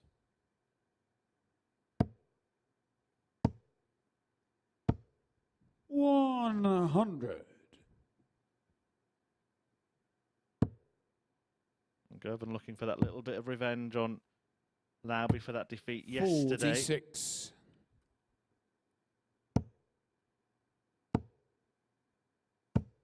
We know what the pair are capable of. Laubey showcasing that big 180 hitter. Well, he can be. 140. It was actually Alec Small who took that mantle yesterday, wasn't it? 9 he hit across the day. 57. He's already hit 5 himself today. And it feels early on the game we expected it to be. Sometimes these top of the table clashes when 2 players play well can sometimes peter out as a consequence of its significance. Doesn't feel like it in the early throws of this one. I suppose there would be repercussions if Laubey was to lose this game. We'd go 2 points behind Girvin in the group. 60. And he requires 64. Well, it's he who's got a healthy lead in leg 2. Another, and the double. Game shot in the second And that's leg. the finish that really suits Danny his style. Laubey. All in the same segment, all in the same section, all in, and all square. Feel like it's Nathan to throw first. Game on. And the pair cancelling each other out early on here, as they have done in the group. And importantly for Laubey is if he can get a victory 58. here, is to get one by a big scoreline and a big margin, because they may be level on points, but in terms of leg difference, Nathan Girvin 99. is on +11 on the legs difference. Danny Laubey +4. And that will begin to come into play, 100. especially if we get the kind of tight finish we expect in this group between the pair come tomorrow. 58.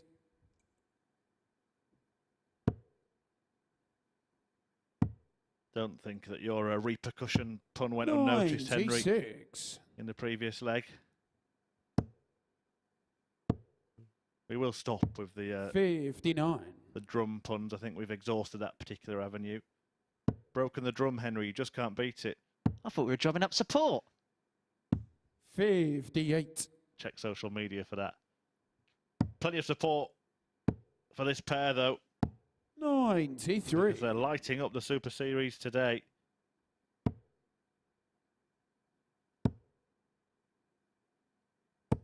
Girvin in particular, 140.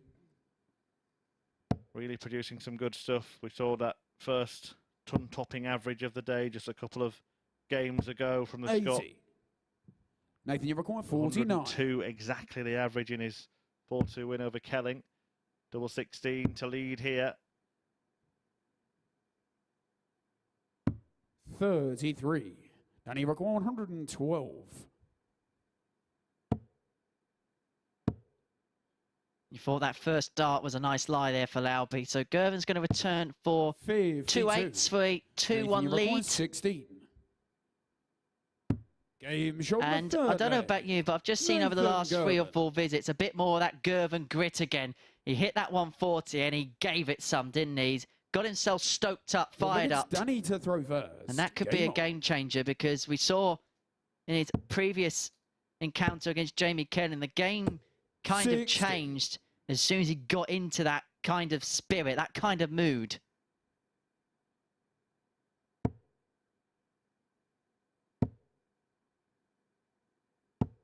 $100. Just get the sense that both players are aware of the importance of this match.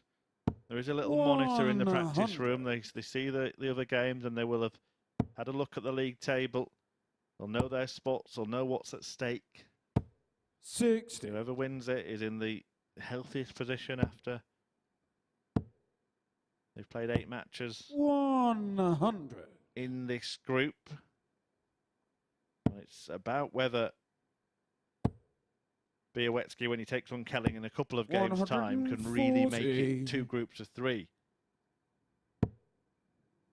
And for Bioetsky, he'll prefer that split, because he doesn't have to worry behind his shoulder then. It's about attacking the 2 in front. One's going to take the other out here. That's the one advantage for Bioetsky. At the minute, it looks like it's going to be Girvin to do the damage against the darts, unless Laubey could have got the treble 19 to leave himself double 12. So a big break opportunity coming up now for Girvin. 20 and tops. Well, the problem for both players is the darts stand up a lot, so 60 is not a nice 2-dart finish for them. 38. I think Girvin intentionally there has tried to go to one side of the 20, and he's gone too far. 42. But it hasn't cost him. He gets a clear Nathan, target, you require 40. a clear look at that double top. And so Laubey's missed 2 darts for 2-2. Can Girvin step in? Yes, he can. He leads 3-1, and he's 1 leg away now from seeing a crucial 4-1 victory, which would put him onto 12 points. And more importantly, would race away with the legs difference, which by the end of this group could count as a de facto bonus point. Alec Small against Stefan Bellmont coming up next. We can't yet discount Small from that race. If he can get victory against Belmont, certainly would put himself in contention for a go at Group B. 44. Just a reminder for those viewers who are maybe unfamiliar with the process here. There are 12 players per week, 6 of them playing Group A. The winner of that group advances straight through to finals night. Second and third go into Group B. And the remaining players go into Group C, in which 2 qualify from 6. 60. 4 incoming players, and in Group B, 3 qualify from 5. So that's the advantage of finishing in the top 3 in Group A at the end of tomorrow's action. 58. 6 players then contest finals night. The winner picks up £5,000 and a place at Champions Week, which will be played in exactly the same way, but the prize money is multiplied. The champion on Champions Week will get £20,000, a record 38 in this event. Big money on offer here at the Super Series, giving players outside the 40. PDC 1 to 8 incredible opportunities. And the winner of that will not just win the 20 grand that they win from Championship, they win the 5 grand from winning their week as well. So you'd win £25,000 all told in prize money. And that pays pretty much for your tour for the entire year and then some. 160. Well, this is for the match, to do it in style.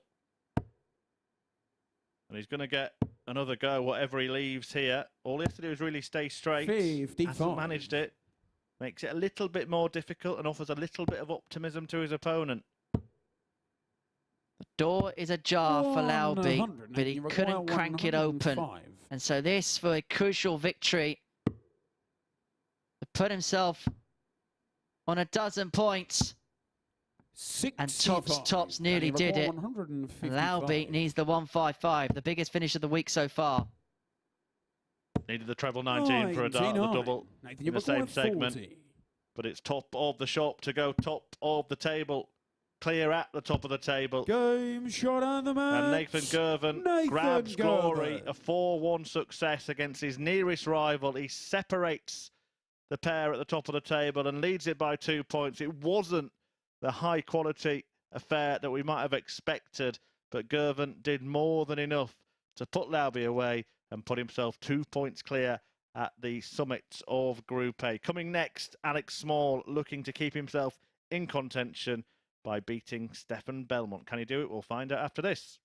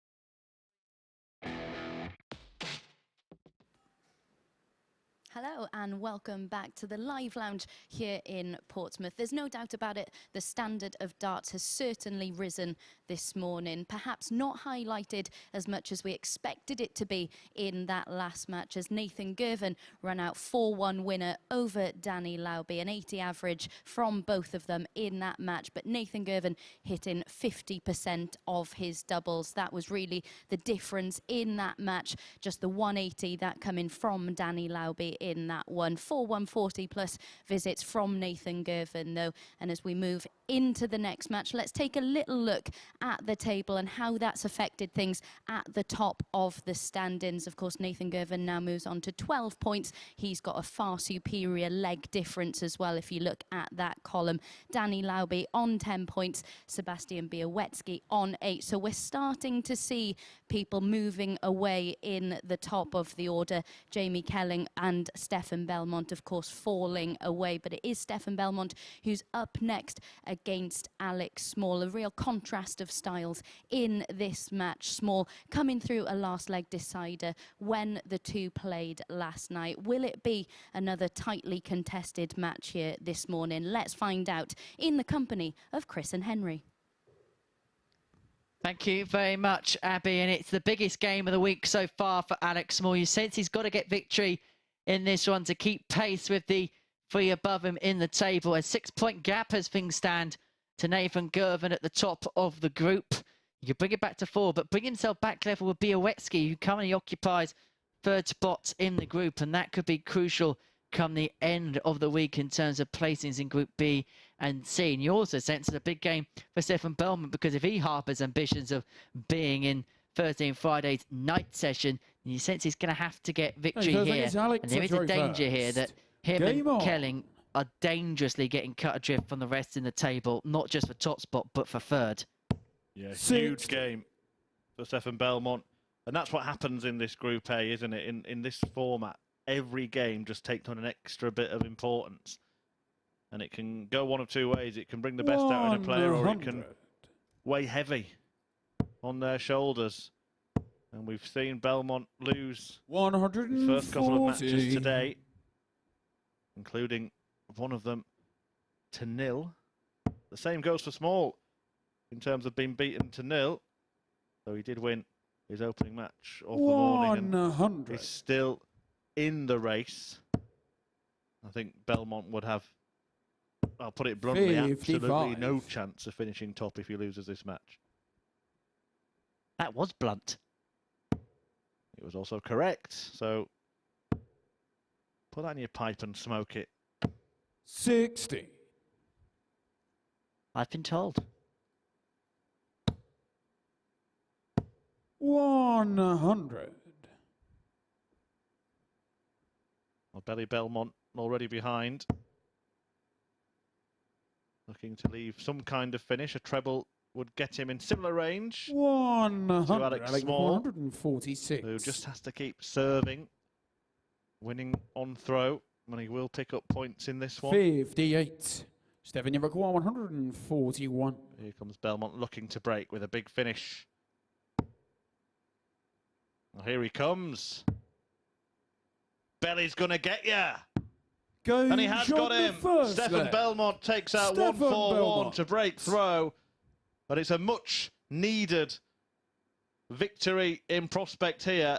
And that was a much needed finish because Small was in a good spot in that leg. Is that the spark for Stefan that he needed? Is that the blue touch paper lit for Belmont? 48.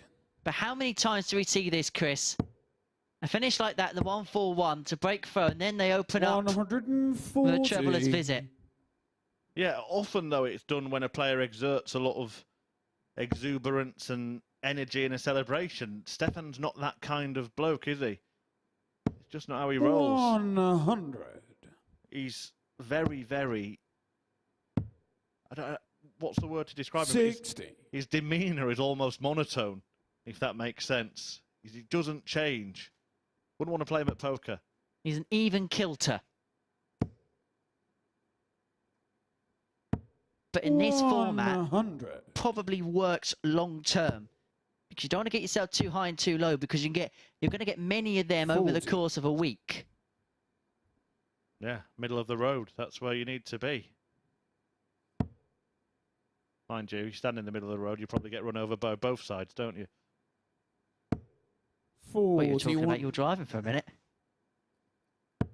Well, Belmont in the driving seat in this one. 91. Whopper of a check out, and that's something we've seen a few times today. The 141 to go with a 142 from Alec Small himself earlier on. And the 149 from Danny Laubey against Belmont. 60. Speaking of big finishes, Henry, 170. here comes another. The biggest fish in the darting sea was almost caught by Alec Small. Stefan, you record 152. Didn't mean that one. I meant Stefan Bellmont's 152. Inevitable. Oh, Stefan. Well, he's surrendered that brilliant position he put himself in with the 141, hasn't he? With a lackluster leg after 18 darts only on 124. And Alec Small, he's trying to find a route to this double eight. 70. Hasn't managed it, so Belmont could yet save himself with another three-figure out. Well, the flight of that first dart double eight kicked up and obscured the bed. Belmont's going to have a clear dart at bull. 92. Good lead. Alec require 8. Double four though for Small for parity, and it is parity. Cancels out that break of throw and will throw to go ahead in the match. One dart at bullseye. Will that come back to haunt Belmont?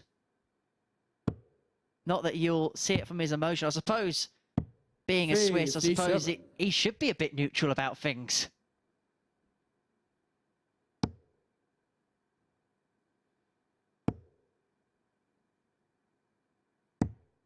You feel happy about that first visit, though. He tries to obtain a second break from Small. 121. Just wonder whether that third dart there was thrown too quickly, whether he was getting too caught up in the emotion of the first two trebles going in. We see it sometimes with Ricky Evans. 100. Fellow speedster. 100. Always good to watch, aren't they, the fast players? They do bring a certain extra excitement to the hockey. Have you got a favourite player? I know you don't have to talk about anyone 60. here at the Super Series where you will remain professionally impartial, but on the PDC circuit, is there someone that you like watching more than anybody else? 137. I'm going to be really boring here, Murph. Go on. I just like to watch. I know that sounds really boring.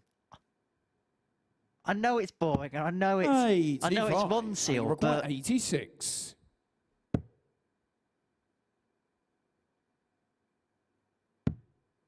I'm not angry, I'm just disappointed. Double 60. 54. That certainly wasn't a boring route. Although I did enjoy Peak Mensa. Always good fun, wasn't it? Peak Mensa. Yeah, very entertaining. I'll agree with that. Interesting route here. Bullseye. 100. I think you require 32. Did the Fleetwood Mac there, didn't he? He went his own way. Shot on the third leg. Alec Small. Alec Small leads the way. And he breaks the chain. That's the first hole we've seen in this match. Fourth leg, it's Stefan to throw first. Game on.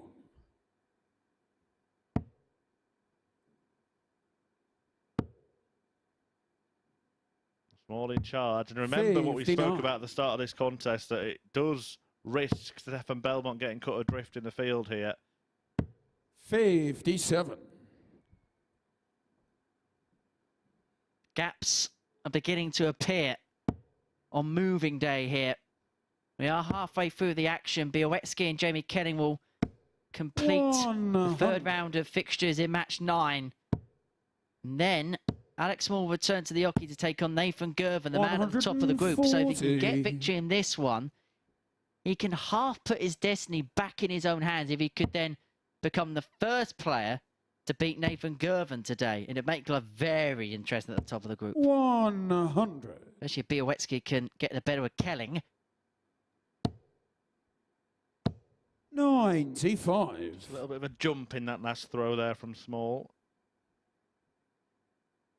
How much did he pocket Henry for that winning the Champion of Champions, do you know?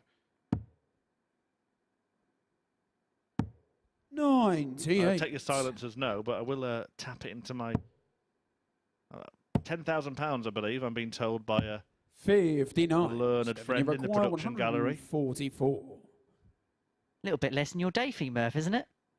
Small fortune, you might say.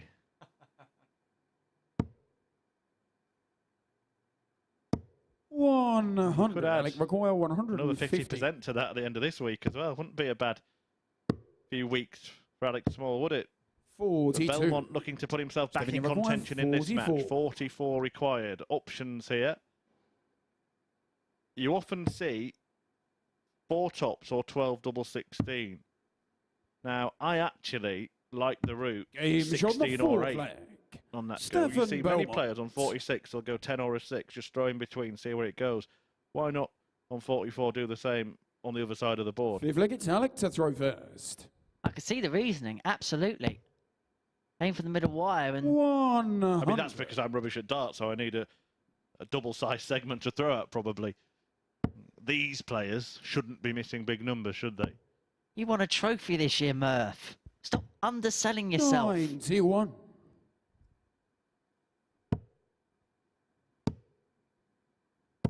$123.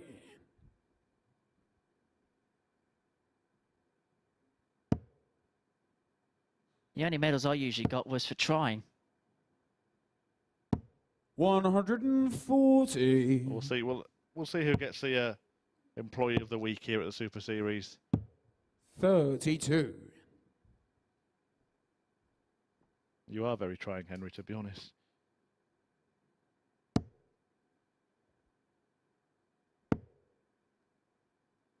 Belmont trying to find a way back into the game, and that 140 gives him a bid to break here. Maybe we've been guilty of writing him off too soon. Stefan, you've got 130. A case of Moreno-Blome syndrome.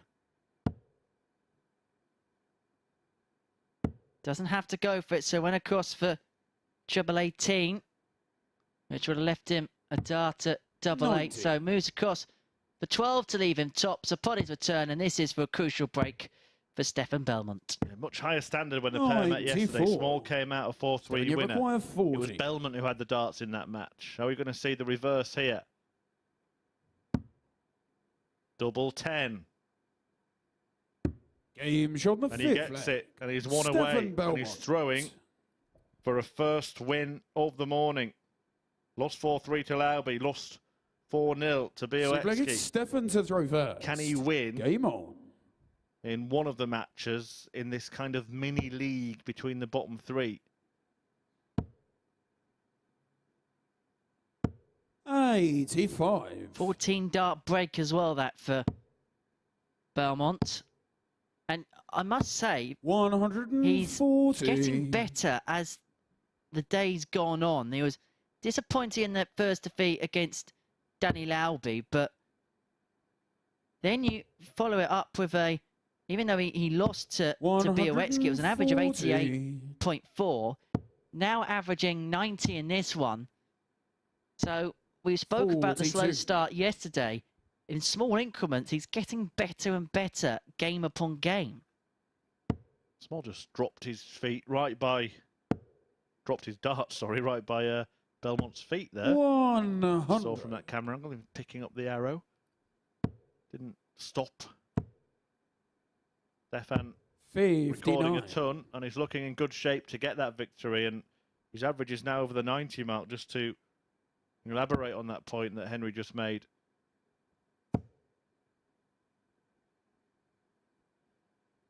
Not yet. 100.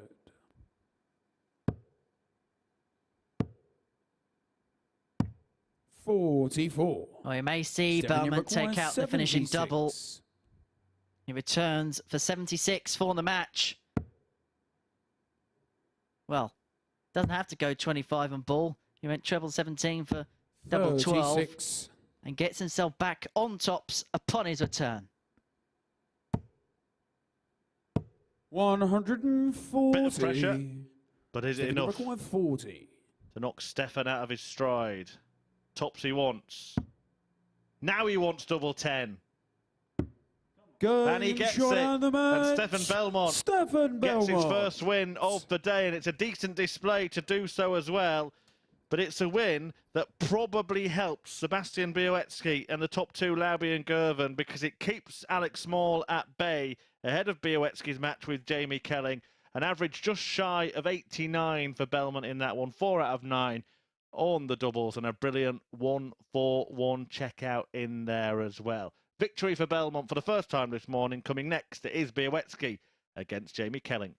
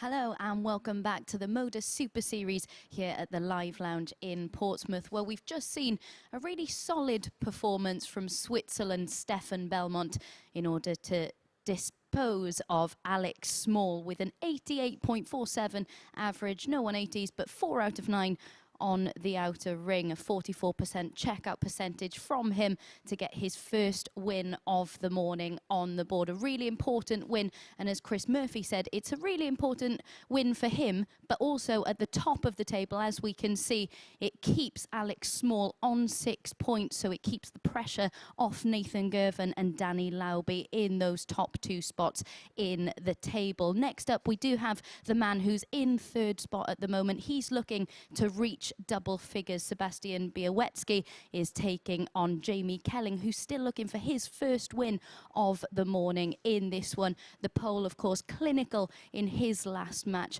but when the two played last night, it was Jamie Kelling who was the 4-1 winner, as the Polish 18-year-old missed 9 of his 10 attempts at double in that one. So for this match, let's rejoin our commentary duo of Chris Murphy and Henry Deacon.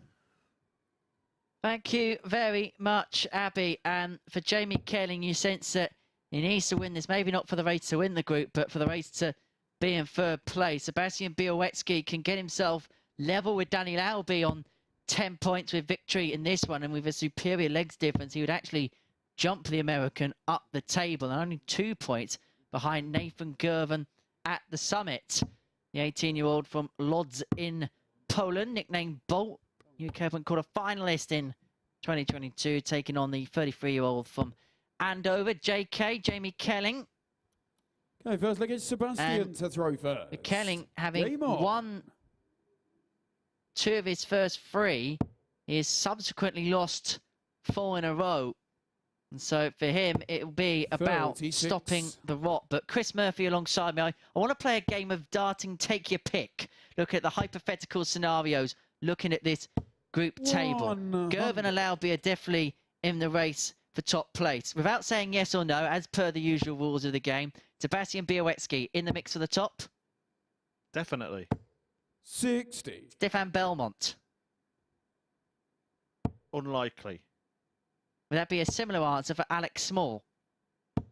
It would be. 140. And in terms of Jamie Kelling, the race for 3rd place?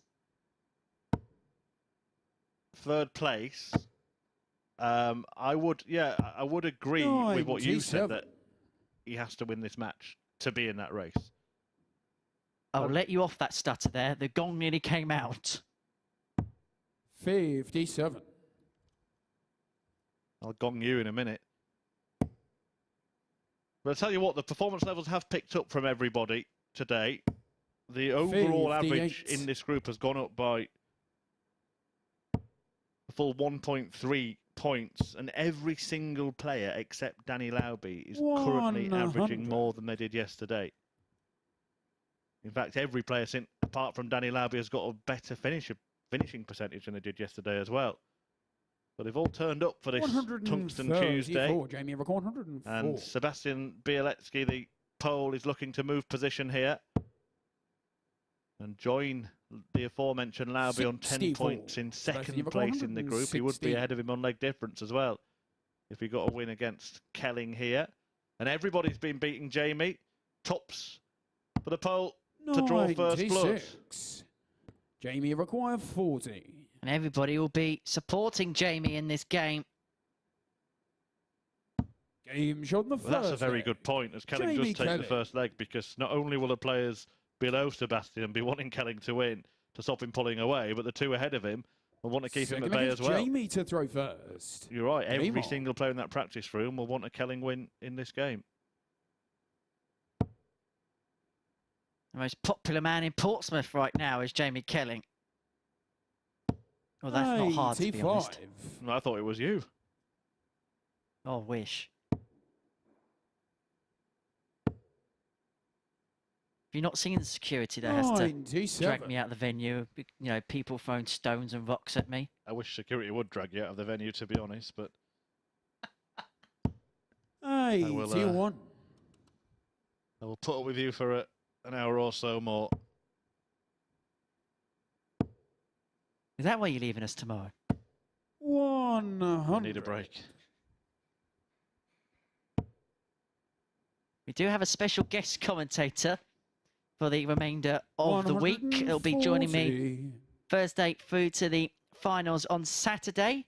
We will not reveal their identity as of yet. You'll have to wait and see. You don't have to wait and see for some brilliance from Bioetsky, because that maximum puts him on 1-2-4 for a potential break of throw in a leg where it looked like Jamie Kelling was quite comfortable with the dart, looking to open up a 2-0 lead. I won't give you a clue about that commentator.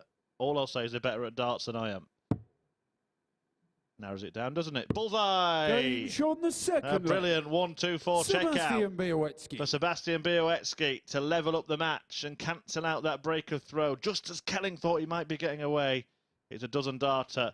It was actually 304 in 6 darts. Spellbinding stuff. Just going back to that previous comment, to be fair, that's not a hard assumption to make. I think I'm the only person sat in a commentary box that's potentially worse. Thanks for that. Confidence building. Although talking about people away from the dartboard are good at darts, one of our referees here, Josh Clough, has Bioetsky looked to get in his second max of the match. We've seen him referee here a few times. Made the last 16 of the WDF British Classic at the weekend. Did he really? 60. Congratulations to Josh. Unfortunately, Owen Binks is not blessed with the same level of tungsten talent. 43. He is worse than me, I promise you that. We should have a staff tournament, I think, and we should stream it live here on Sporty Stuff TV. Can we just make some rules? 100. Webby, Nico and Mace are barred. Yep, fair enough. Sorry, guys. Also, we're only actually free on Sundays, aren't we? So I'm not sure we've got the time to stream it live. Also, we need to sort out the 40. format because we only get Sundays off, and I feel like we may disturb the Monday morning session if we play best of 7.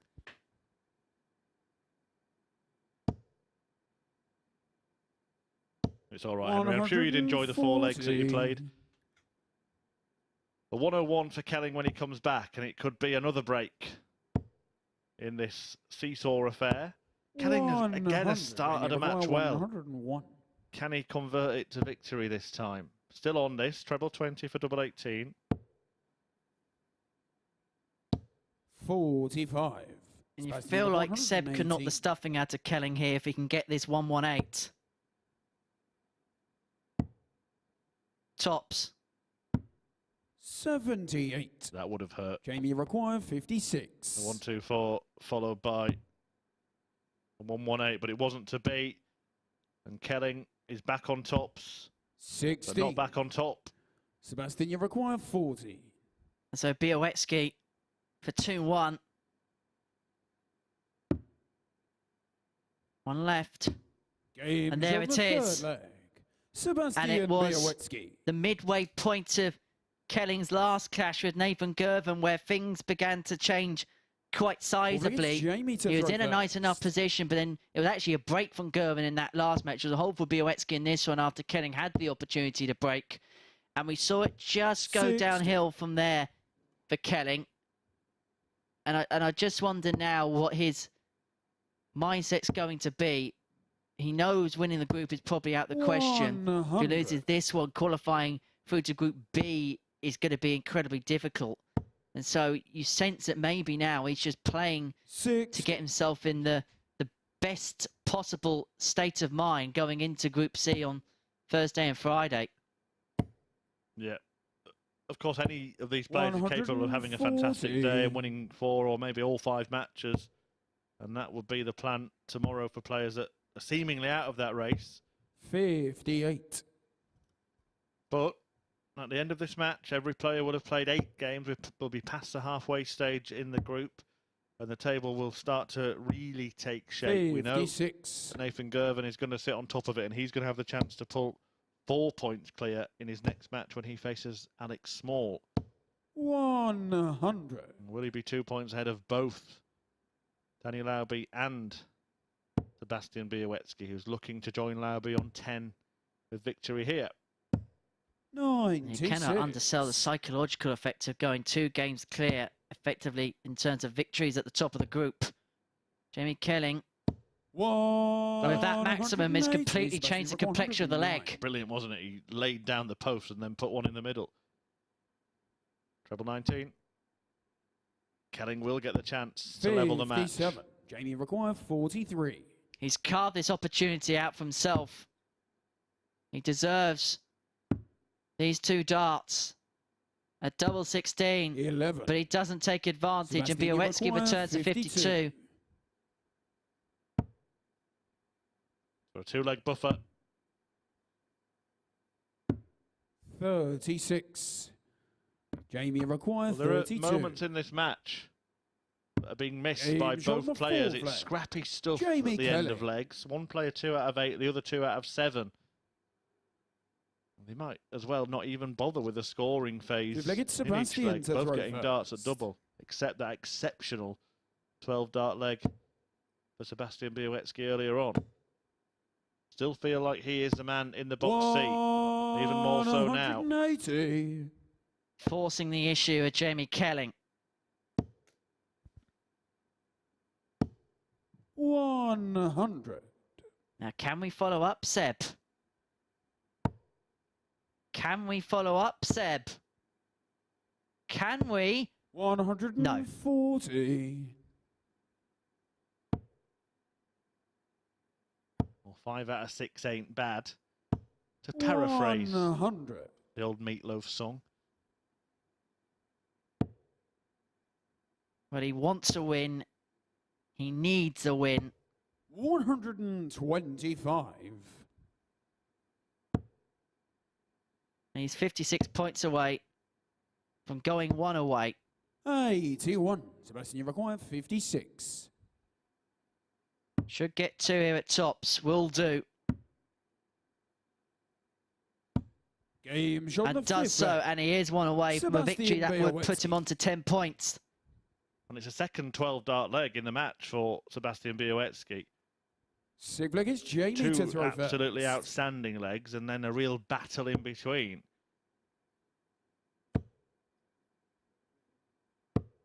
45. We're just feeling the elbow there. Jamie Kelling not happy with how he released that final dart. 99. And I must say, it feels like the most smooth the Bioetsky action has been all week. He looks settled now. Looks settled into this format now. 140. Yeah, he averaged 94 in his 4-0 win against Belmont in the last game. 88.5 in his first game. 40. He's seemingly improving match by match.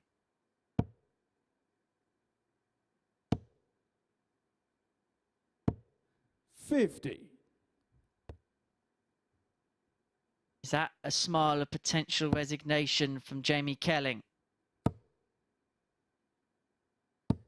45. It's just been patchy, hasn't it, from him today?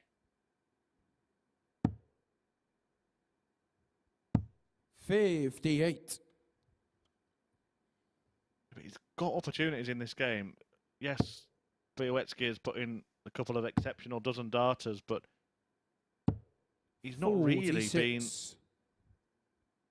been even average in the other legs in the game. Yeah, he's won one of them. Kelling needs to cash in. 45. And he's not doing that. Not only has he scored 45, but in doing so, he hasn't left a finish. Should be, or should have been looking at the bullseye. 45.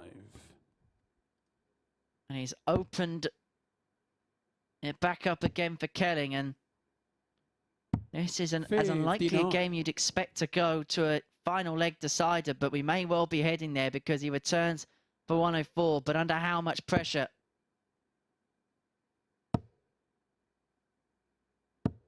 $100. Jamie, record 104. That'll do. Unless. Double 16. 72. That could be the Sebastian, last you reckon dart Jamie Kelling throws in this 126. match. Well, he's had a 1-2-4. Can he add a 1-2-6 to crush Kelling? 101. Jamie, record the ball. 32.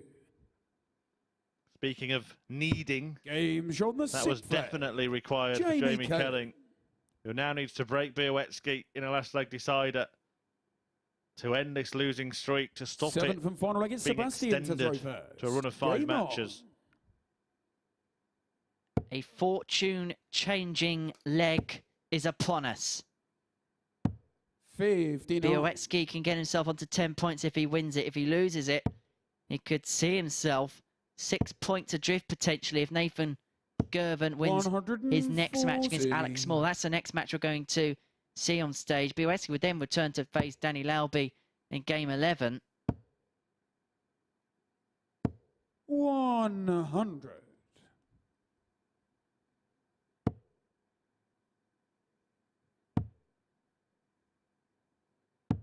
$96. Kelling's putting in a good leg at a good time.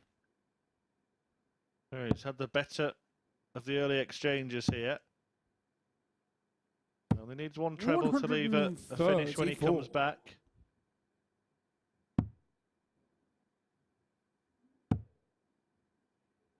Can he find it? 57. Couldn't, and that just offers the initiative to his opponent.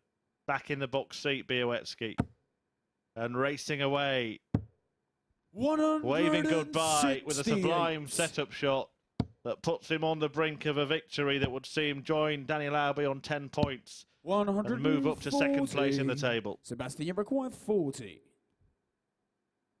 Tops.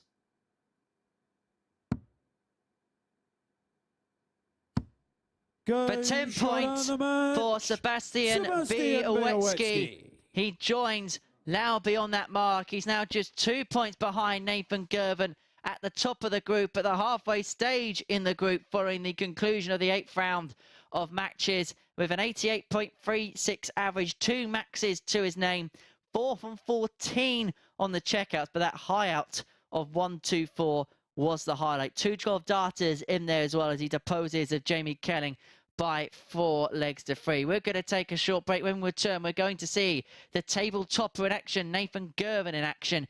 He takes on Alec Small.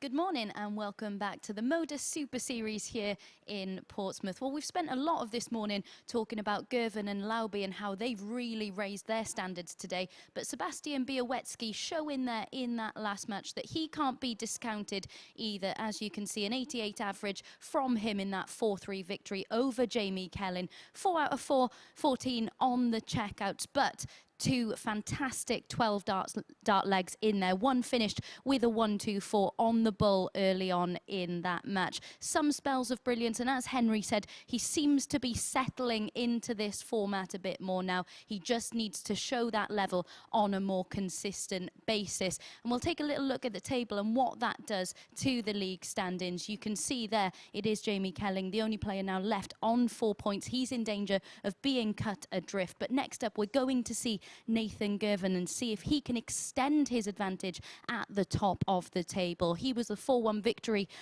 last night against Alec Small. He's dropped just 4 legs so far this morning. So can he pose another win, in this league and really extend his advantage at the top of the standings? Let's rejoin our commentary team for this one. Thanks, Abby. Nathan Girvin just having a little chat with our match referee, Owen Binks. Very interested in what he's got to say. It's annoying that, isn't it, when you can't be party to the conversation, but it's Nathan Girvin who's having a party in this group. And this would be another big step towards qualifying for finals night. See if he can get the better of Alec Small, who's thrown some big darts in his debut at the Super Series, but maybe hasn't got some results that his performances have merited. And I think the reason for that, Henry, you may beg to differ, but let's have the debate, is that his runs have been Game on. just for a leg or two, and he hasn't managed to put it together really for the duration of a match. And the timing as well. A lot of his spurts have been at the beginning of matches, and then he's just kind of tailed off a little bit towards the end, where Girvin has found his gear around the middle stages. And then that's kind of spurred him on to victory. Nathan Girvin is looking for a 6th consecutive win. His last defeat was in the middle of the action yesterday. That was a 4-3 loss to Danny Laubey in that top of the table clash. And if he can make it a Super 6, he's in a super position at the top of the table. He'd become the man to beat. Well, Henry's just been talking about surges at the start of matches, and Alec Small is easily in command in this opening leg. Leaves 60 though, and that is a tricky little finish for him, the way his darts behave. 84. Alec, you're going 60. So he's got looking at the left-hand side now. Clear 40. Target double 10. All right, leaving 60 when your opponent's not on a finish, when your darts do stand to attention like that. But I think we might see a few more players either starting to avoid leaving 60 or doing what Daryl Gurney has started doing, which is throwing the flatty. Throwing that dart differently to make sure that he leaves a clear route to the bed. Small found double 10 to win the first leg. Yeah, the way he does that. Second leg is Nathan. For those who haven't seen it, there is a video somewhere on YouTube that he explains it himself, but he adjusts the position of where he holds the dart. Hold it nearer the front, and it makes the dart actually lie perpendicular in the board rather than standing to attention, and leaves double top open. 100. Oh, to be that good, eh? I wish. If I can hit a single 20 just regularly on my way to the 60, I'll be happy. 42.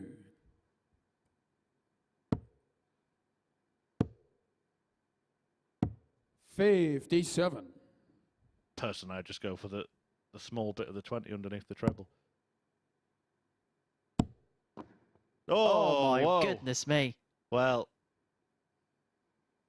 he's talked about comparisons to Nathan Girvin and Gary Anderson. We saw all three fall out, didn't we, at the World Championship? And he decided to switch there because he was on 319.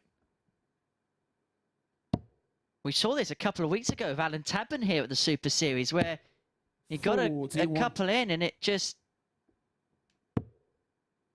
spat back out the board. It's almost like someone's stood there with a hammer behind the board, isn't it? Like you get at the fairground, allegedly. 97. No cuddly bears to be won here, just big, big money. Yeah, a little bit of help for Alec Small there. Can he make the most of it? 93. Remember, 120 points ended up on the floor for Nathan Girvin. Well, he'd be bust anyway, wouldn't he? So it doesn't matter. 134. Nathan, you've got 140. The right play, Nathan, the right play. Can he make the right play with his 114? Treble 18. Would have left him a dart at top, so Small will return for 72 for a 2-0 lead, a breaker throw, and there'll be some pricked up ears in the practice room for this dart at tops. He's got enough space, 32. But he hasn't managed to find that space. 58. And Girvin will get the chance, and 58, a much better finish than 60 with 2 darts. But he needs to use all 3, double 10. 48. Well, it's a leg that he will feel he should have dominated. Those 2 darts coming out of the treble 20. Will he have salt rubbed into the wound? No, he won't. Nathan, you're that second dart again, awkward for Alec Small. The way it landed just below on the wire next to double 15, obscured the whole bed. 1-2-2. Huge dart incoming. 6. And Small will return. Require 8.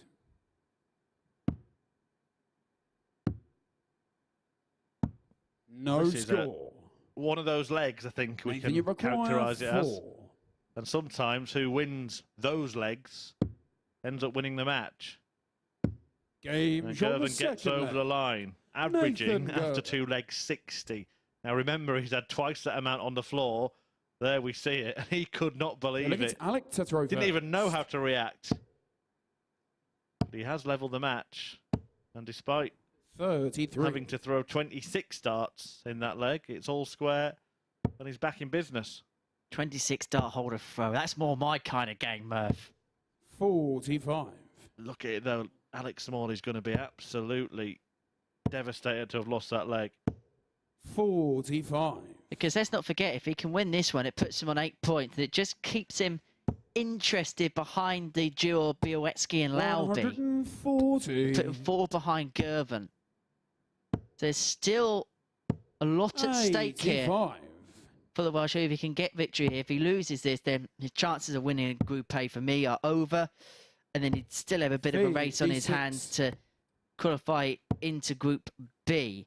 His next game after this would be against Sebastian Bioetsky, one of the players on 10 points. That would be his final game of Tuesday here at the Super Series. So these are an 56. important few minutes here for the Welshman, the champion of champions. 98.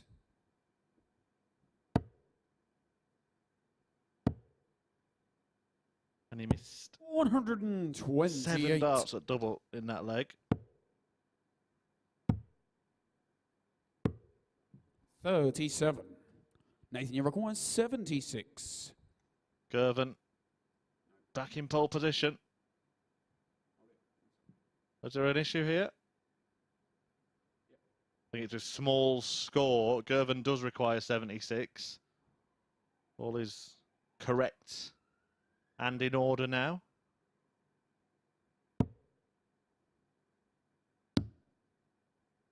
Well, it's in 16, but he's left tops. Lacey did actually have a clear aim. I thought he might have been wise to go for double 18 there, but having seen the different camera angle, I can see why he did leave tops. 139. Nathan, you require 40. This is for a break.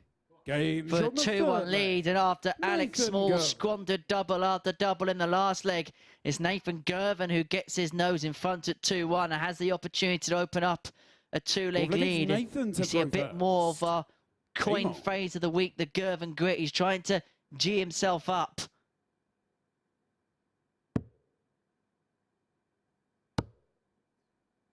But we mentioned in a day, you can get one 40. really good performance, one bad performance, and a mean in the middle. If Girvin can get out of his poor performance of the day thus far with 2 points, 100. the rest of the group best take note.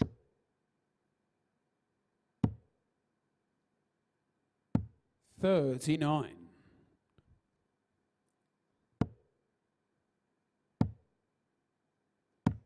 $134.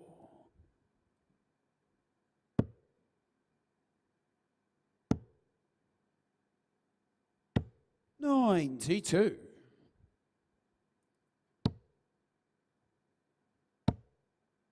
That first start was a lovely lie. 140. Alex Small, and it invited 2 friends to enter the Trouble 20 bed. 100. Alex, He's got 127. a little bit of time on his side. Doesn't have to go the bullseye route if he does locate the treble 19. In fact, he won't even bother with that. 57.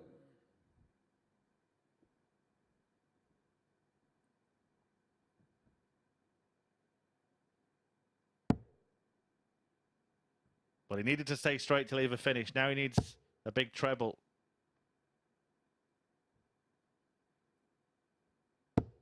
24. Alec, you require And in 70. the end, even that wouldn't have left a finish after the second dart. So Small on easy street in this shot the leg, and he wins the fourth leg with a 70 Alex combo, Small. breaks a throw, and takes control of the match. This is a really below par performance from Nathan Girvin. Yes, His leg, it's 120 Alex to throw points first. ended up on the floor, Game but the on. rest of it hasn't been sparkling by the Scot by any stretch of the imagination. 79. You feel as if he hasn't recovered from that yet, Girvan. Well, this might be some way to recover. 135. At least they stayed in the board this time. 60. Yeah, I think it's. I've been praising his mentality all week. If that is the case, then I think it's a shame because he won that leg. You've got to not aim for, not let perfection get in the way of progress. And we saw last night in the now infamous 96. Laubey Girvan game when we saw the ghost dart, we'll call it. The response from Laubey, that's a response from Girvan. And he gave it some. He's trying to G himself up. He's trying to give himself something. Potential 11 dart leg incoming, and what a time it would be. 71. It's waking up when he needs to, isn't it? 51. And Alec now has every reason to be alarmed. But here he comes. 180. So he's gone from pants to perfection.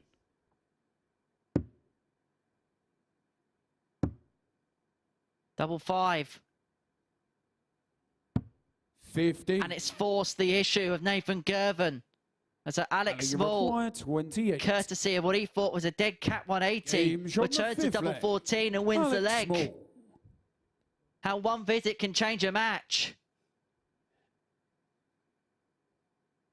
Steve leg is Nathan to throw first. Girvin has the darts to level the match, but he's got the work to do here. Hasn't lost so far today. 96. And he's been pretty emphatic 60. in his victories. 4-1 against Sebastian Bioetsky, 4-2 against Jamie Kelling, and 4-1 against Danny Laubey. 100. And it would make the next game between Laubey and Bioetsky even more important if Alec Small can convert this 3-2 lead into a victory, because these two play each other in the next match. One of them would get on to 12 level with Girvan, although Scott has a huge advantage in the legs difference bracket. 37. And Small's 204 points away. Girvan needs a treble. 80. He's himself on 167. So what can Small set up? 100. It'll do. 167. Stay in the match.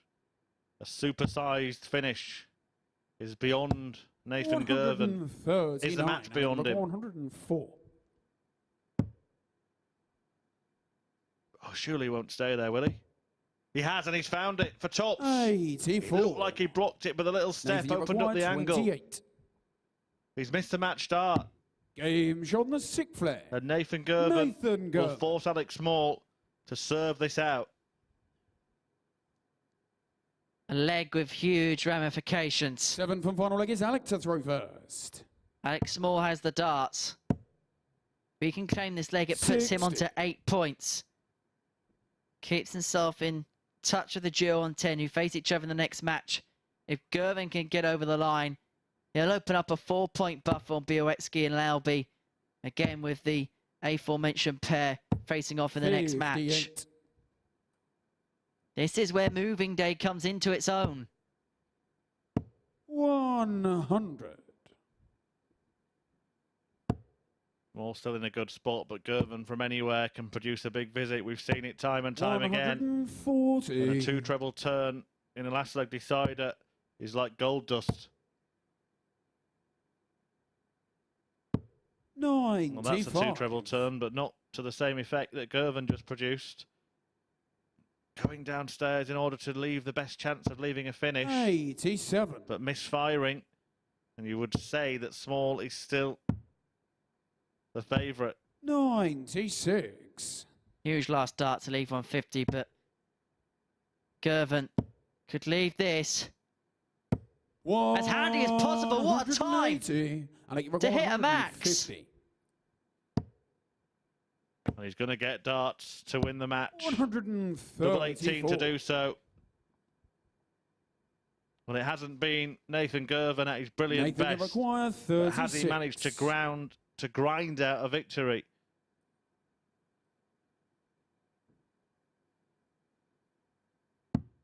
It's glory for Scottish grit. Nathan Girvan. Victory for Nathan Girvan, who keeps his unbeaten record today intact.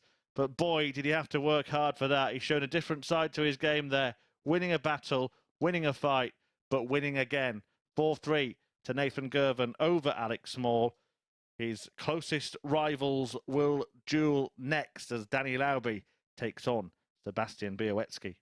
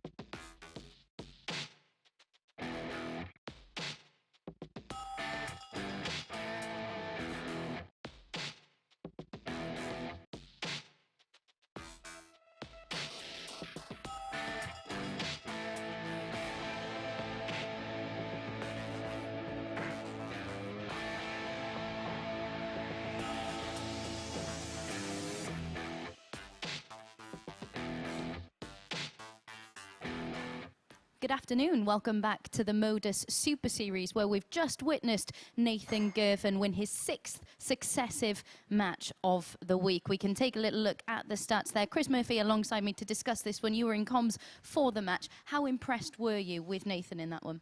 Not very, to be honest. It was his worst performance, wasn't it, of the week so far, but I was impressed in the way that he managed to grind out victory against Alec Small there. He'll be kicking himself, and I think maybe the two players that are just practicing behind us right now might want to kick him as well, because they really would have wanted Small victory there. And Alec Small, he's put in a number of performances like that, hasn't he? And he's come out on the wrong end of the majority of them. Yeah, he has. And Henry put it well earlier on. He seems to be producing his best stuff early in matches, but then when it comes to the crunch, he's not getting over the line, and that's something that he'll have time to correct over the course of the week, but something that he somehow needs to work on if he wants to make it through to Saturday. Definitely, and that is part of the learning curve, isn't it, when you're at the Super Series? We're going to take a look at the table, something I know you're really keen to do, because you did predict yesterday that Nathan Girvan would be top of the crop. Yeah, it's about all I've got right so far, and he hasn't won it yet, so I won't keep labouring the point because he might want to kick me if it goes wrong. Yeah, but he's got a 4-point gap now after grinding out that win. Bioetsky against Laubey next, so one of them will close the gap. So it's a really significant game coming up. But I think he is a worthy group leader at the moment. Most definitely. Perfectly put there by Murph. So let's get into that next match then. It is second against third. Chris Murphy's going to head back to the commentary box to join Henry Deacon. Thank you very much, Abby. So, to become the main contender to Nathan Girvin in Group A, who's beginning to stretch away with things here. We thought who would be the mover, who'd be the shaker on moving day. Nathan Girvin's doing that, but Bioetsky and Laubey can haul him back within 2 points with victory in this one. An interesting day thus far. Laubey beat Stefan Bellmont 4-3 in his opening game, an 86 average. Bioetsky was on the wrong end of a 4-1 defeat to Girvin to kick off his day. Laubey then beat Small by 4 legs to 2 of a 92 average, was Bioetsky beat Belmont 4-0. Then that brilliant performance in Girvan beat Laubey by 4 legs to 1. 134. And then Bioetsky getting the better of Jamie Kelling 4-3 in a decider in a game where Kelling could and possibly should have got the 59. 2 points. But what's going to give in this one, I wonder? 100. Laubey with the advantage of throw, which has been a double-edged sword so far today. 125. And I wonder, Chris Murphy, what you expect from this one? 100. Yeah, it's difficult, isn't it? Because it is such a significant match now, particularly after Nathan Girvin managed to get victory in that battle against Small last time out. 67. Whoever wins it will be the one that's really on his shoulder. 99. And it could, again, go either way. The early signs are good, though. Laubey on 68 after 12 darts. Bioetsky 96. Danny requires 68. not too far behind. Double 4. Now double 2. Game shot in the Gets first in the end. leg. 15 dart. Hold the throw for Danny Laubey in the first leg. And I don't know about you, Chris, but I feel as if this is a bigger game for Danny than it is for Seb. Game on. Give me a reasoning and I'll make a judgment.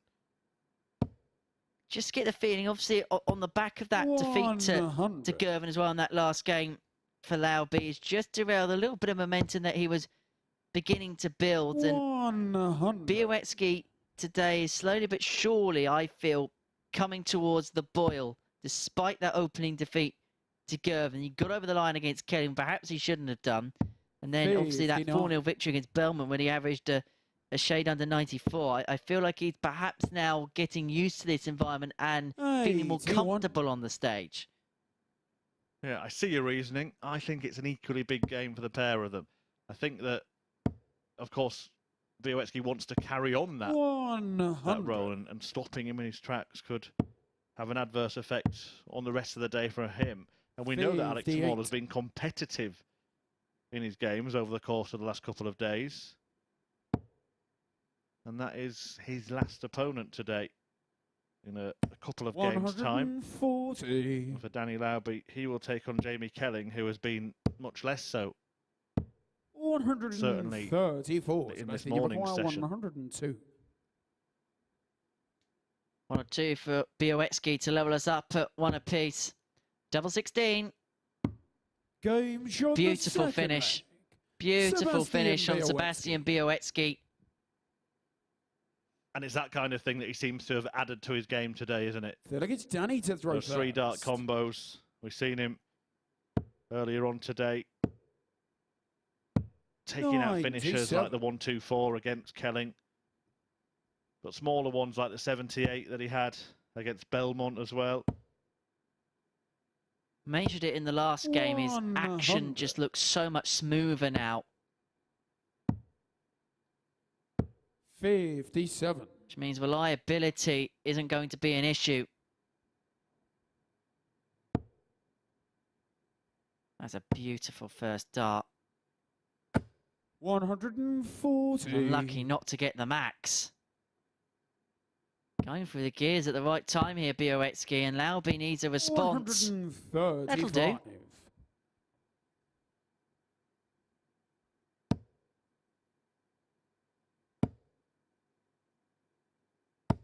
140. Well, that's not a bad response from Bioetsky himself. Believed 1-2-1 after 9. We've seen him twice produce 12 darters today. Another here would really turn this tie in his favour. Bullseye. Just checking whether it went in the trouble or not. 74. Won't need to check whether that went into the bullseye or not. And for Laubey here, 152, double 16. That is absolutely sublime. Danny Laubey. Under the circumstances, under the pressure, Danny Laubey comes out with a 152. And he is playing all the right notes at all of the right times. He leads 2-1. And this is the quality contest that we were hoping, that we were expecting, and we are now 59. getting. And a new high checkout for the week as well, beating his own PB of 149 against 43. Belmont earlier today. We're going to see a battle between the cellar dwellers after this, but this really is top tungsten tossing at the right end of the table. 140. However, you said it earlier on as well. How often do you see a big finish followed by a sloppy start in the following leg? We saw that from Laubey there. 138. Of course, if you offered a player a sloppy start and a big finish, you'd take the big finish every time, wouldn't they? This is coming up to the boil nicely. 164. Well, will he go for this if he gets the opportunity? Just to land a blow back. We won't find out. 58. You know, you really probably should have gone 19s with dart 2 and then if he hit the single bull with dart 3. Because had he done that, he'd be on a 2-darter now. And Laubey's weighed in with a maximum to leave himself on a double. And everything may have changed. Triple 18. No, decided to stay there on 86. And suddenly, Danny Laubey gets double 19 for a 3-1 lead, a breaker throw, and now he's throwing for the match. How quickly a game can change. This is what we've been waiting for from Danny Laubey. Danny to throw first. Averaging in 3 figures. Bioetsky not far behind in that department, but it is the timing, the 180 in the penultimate visit in this leg, the 152 in the last visit to win the previous leg. This is Laubey at top level. And when Laubey got the 152, his opponent was sat on 47. 121. Of course, we did see him at the World Series of Darts event, didn't we, over in New York? 60. At the famous Madison Square Garden. He's gone from MSG to MSS. 100. Playing here at the MODUS Super Series. I'm sure Gunwolf Keys is much better than Times Square. Take your word for it. 96. Certainly having a good time in this match. And his timing has been on point. 60. Well, he tried to just force it through, didn't he? It would have been a beautiful dart, but he's in a beautiful position to beat Bioetsky here. And Bioetsky perhaps doesn't know what's hit him. It's been a darting tornado that's come sweeping into town on Danny Laubey. And he wants Shanghai to seal one of the performances of the week. Does he go bull? No, he's found a way past. 80. Sebastian, well, look what Bioetsky's on. He couldn't. Could he? Could he? Oh my goodness! Sebastian Bialecki. Have some of that, Danny Laubey. Darting deja vu. Dart vu. It's Sebastian to throw first. Game on. Bioetsky hits back. Anything you can do, I can do, says the poll. And it's an exchange of 1-5-2 checkouts in this game that has kept this game going. It's his second ton plus checkout of the match as well. 134. Clip this down under Super Series Classic. The highlight reel today just put this match in its entirety. It has been superb. 140. And it may yet get the last leg decider that it merits. The only man who doesn't want that is the USA's Danny Laubey, who has let a 3-1 lead slip. And Bioetsky is looking to 79. remove Laubey from pole position. 55. And it is all in Bioetsky's favour now. Laubey must have thought that he was 98. coming back to win the match. He may not win the match now. He may be going all the way to a deciding leg. 99. Sebastian, you require 126 to make it 3 apiece. We left the ball, so Laubey returns to 118 for the match. Danny require 118. 60 for starters. Good guide. He's hit double 19 already, 99. but he can't find it this time. Sebastian, you And Matt require Stark goes 68. begging, and Bioetsky, he's looking to pick up the pieces and force a decider, but he may need the ball. It is the ball. 43. It whistles past the Danny wire, require 19. and the game, therefore, may not go to the wire. Does not like the lie of that dart. 3. And he can't find a way past it. Sebastian, you require 25. Bioetsky didn't afford him a dart double in the last leg. Laubey's missed 2 for the match. Game shot in the 6th. And he may not win the match. Sebastian Bioetsky. This has been a super show of defiance on Sebastian Bioetsky. And this superb game, which has swung one way, then the other, is going to get a last leg shootout. This seesaw tungsten battle has the conclusion it so deserves. 97. Which way will the pendulum swing? Who will pick up the points? I've been so engrossed in the match, it's easy 100. to forget the consequences. 59. But it is a battle to become the nearest rival to Nathan Girvin in this group, to move within 2 points of the league leader. 43. And it all comes down to a single leg of darts in which Laubey has the throw. And Laubey managed to lob 2 over the top of that first dart, which could have been awkward. What a time for 140 that is. Yeah, and it's 15 3-figure visits in this match for Danny Laubey. 100. It's 15 3-figure visits in this match for Sebastian Bioetsky. 60. That could be an opening if Bioetsky can get a couple of trebles.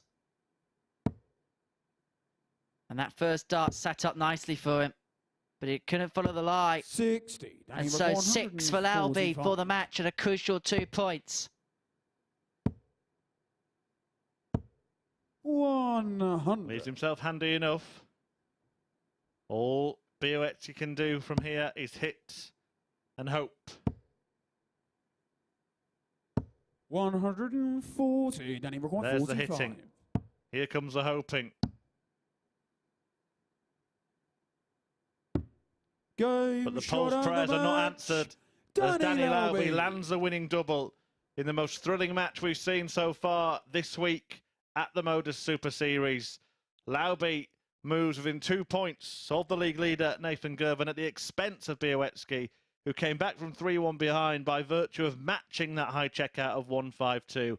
An absolutely enthralling, entertaining and exciting encounter is edged by Danny Laubey. And coming next is the battle at the basement between Stefan Bellmont and Jamie Kelling.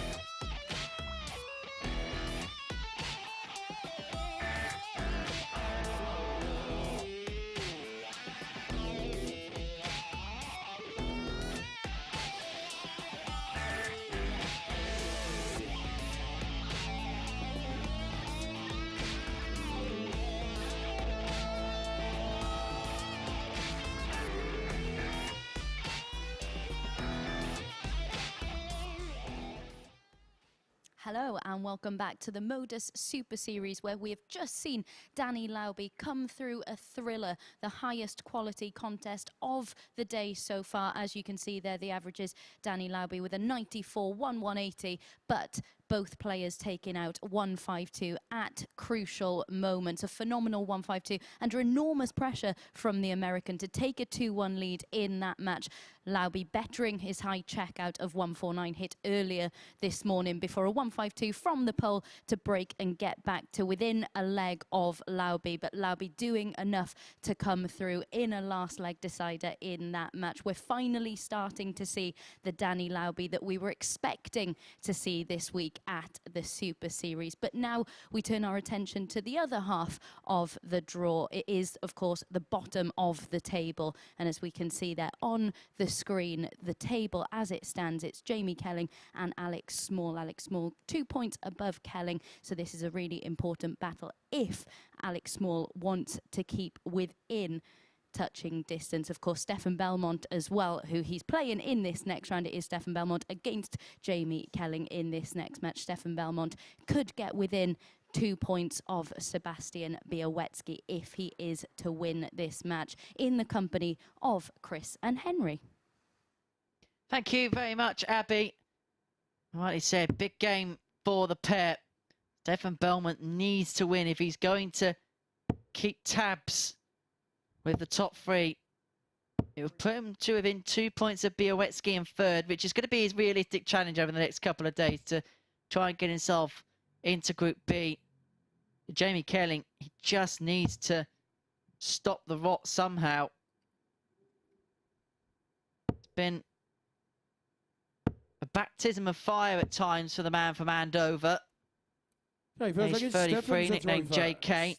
Game on. Just needs to find a victory of any kind of description, really, doesn't he, Murph? Yeah, absolutely. He is the man sitting right at the bottom, but he does have a feeling that there are two leagues going on right now, one at the top and one at the bottom. 100. Belmont maybe separated by leg different from Alec Small, but kind of is a meeting between the bottom two, the same points as Small, 41. who will play in the next match against Sebastian Bioetsky. So a big 30 to 40 minutes for those players at the wrong end of the table. 55. It could be the start of digging themselves out of a hole, or it could be them carrying on digging. Indeed. And as I mentioned, victory put Belmont into within 2 of Bioetsky, then faced Nathan Girvin in his final game of the day. So the matches don't get any easier by any stretch of the imagination. But then he'd be hoping that his fellow friend on 6 points, Alec Small, does him a favour. He takes on Sebastian Bioetsky in the game that 97. follows this.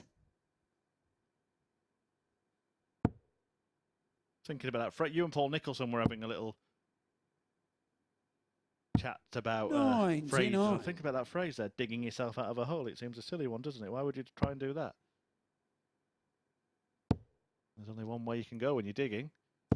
140. Stephen, you've got 147. Maybe Belmont can climb out of a hole by taking out a supersized finish. We saw 2 of those, the same finish, in fact, in the previous match. Breathless stuff between Bioetsky and Laubey. 57. Jamie require 83.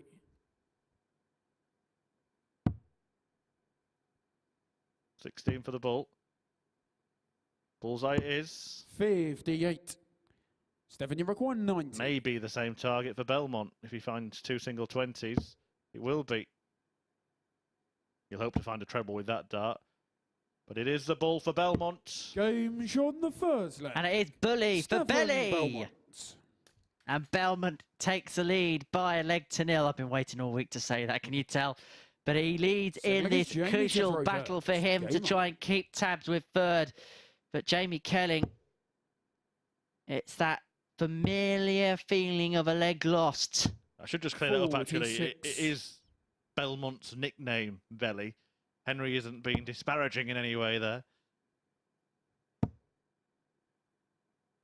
Talking about digging holes, you just shoved me in it. I got you out of it, actually.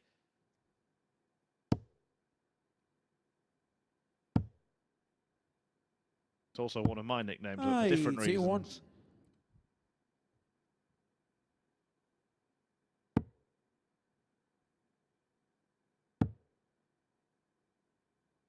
So just 79. one more round of matches to come after this one. The final three, Bioetsky against Small, followed by Girvan, Belmont, and then Kelling, Laubey. I mean, based on what we've seen, they should be very, 96. very predictable. And today has been much more predictable than yesterday. It was a real unexpected set of results yesterday. Today has gone a little bit more to how you might have fancied it to go. And that's why we're getting that clear separation between the top three and the bottom three. Well, I didn't think I'll be talking to you approaching the final round of fixtures and seeing a clear disparity in the 100. table. We thought that there'll be a lot of jostling for position, but we thought there'd only be a couple of points maybe separating first and fourth even. Well, yeah, we said maybe 4 would still be 80. in contention, at least 4. That could still happen if Belmont wins this match and then manages to get the better of Nathan Girvin, who, remember, despite victory 138. in his previous match against Alec Small, 102. posted his worst performance. There's still the possibility for Belmont to put himself in the picture. 94. This is one of his last Jamie 2 McGuire, games. 40. Small is also on 6 points, but has already played 9 out of the 10 that he'll play over the first 2 days. Games on the second leg. And that'll just make Kelling. Jamie feel a little bit better. Levels us up at 1 apiece. But Stefan Bellmont will be an Well, interesting it's player Stefan because if he to throw does win both first. his remaining games, you mentioned the last time he was in action, he's been getting better as the week goes on. 60. We were speaking yesterday about his notoriously slow starts. But he's just working his way into this tournament format a bit more now. And maybe going into Wednesday, 100. even if he can't win the group, he could be the player that could be the kingmaker, could be the one that causes the problems for the boys at the top. 60. Order of play for tomorrow sees Belmont play in the very first match against the man at the top, Nathan Girvin. The last match of the session, though. Well, you mentioned Belmont being 100. potential spoiler in the group. Danny Laubey plays in his last match, but the very last match is Girvin against Bioetsky. I wonder if we could see a winner-takes-all contest there. 96. Saw it a couple of weeks ago in Group A between Justin Smith and Lisa Ashton. 45. But I just get the feeling from this point, if Nathan wins every other game, he's home and hosed, you think. It's him who's in the box 60. seat. It's him who's going to make the ultimate decisions in terms of the destiny of this group, you said from here. But his worst performance yet 100. in his last match. Still managed to get a victory, and that's the most important thing. Stefan Bellmont, towards the end of today, is going to have a big say. Not just in the future of others, but certainly in his own future as well. 2 wins, 85. and Jamie things look very different for him. 156. But he's in trouble here because Kelling has levelled, and now he's looking to break. 100. Stefan, you require 140. Well, we've seen some big finishes in our previous match, 2 1-5-2s, but the 140 won't go. So Kelling here, but 2-1 lead, wants 56. Jamie require 56. And the tide has turned dramatically in this one. Tops for Kelling. Game shot. And there it is. 1 dart is all it Jamie takes for Jamie Kelling.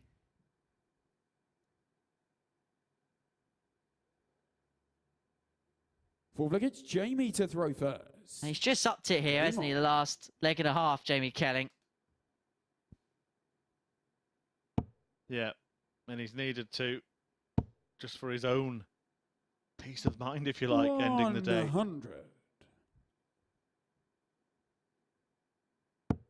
And we've seen brilliance from Danny Laubey, who he will play in the last match of the day, but we've also seen stuff that's way below par from him. 85. Kelling is playing at a decent standard in this one. If he can repeat that, maybe he can get a couple of wins. Look, I don't think he's going to be in the race to top the group, but a couple of victories certainly puts him in the picture for a top 3 finish, doesn't it? 100.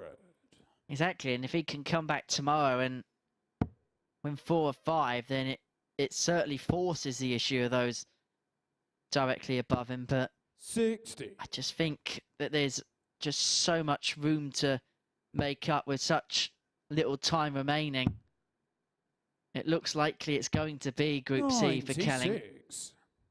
And tomorrow will be about just putting himself in the best possible shape to go and attack it. And we know that finishing bottom of Group A doesn't spell the end of your week. Kieran Tian, and the first ever night here at the Live Lounge, 61. finished bottom of Group A and then went on to win the whole thing, pick up the 5 bags.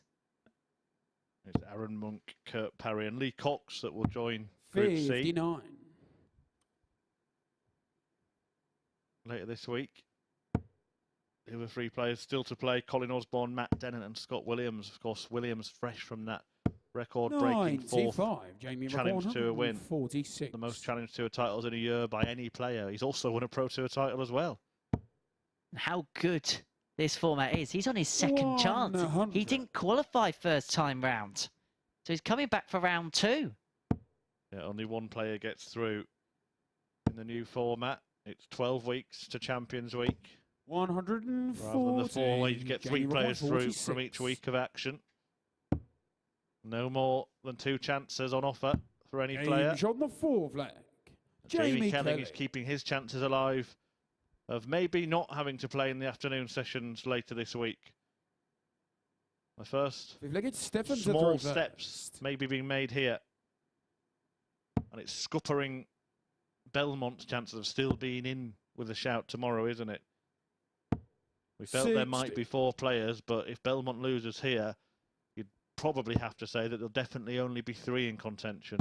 The top spot, that is. Totally agreed. He's having an off game 41. at the worst possible time, is Belmont. Worked so hard to kind of put himself in and around the picture, but averaging 82.6 at this present moment in time, and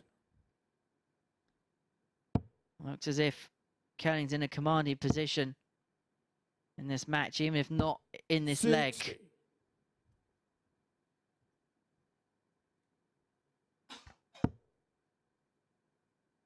Belmont may be making a move here. And he'll be disappointed. That first dart was absolutely perfect to follow, and neither dart did that. 140. Kelling gets himself back into the leg with that 2 treble visit. Belmont has still only had 1 dart. That's a double, and that was at the bull at the end of a 90 combo in the first leg.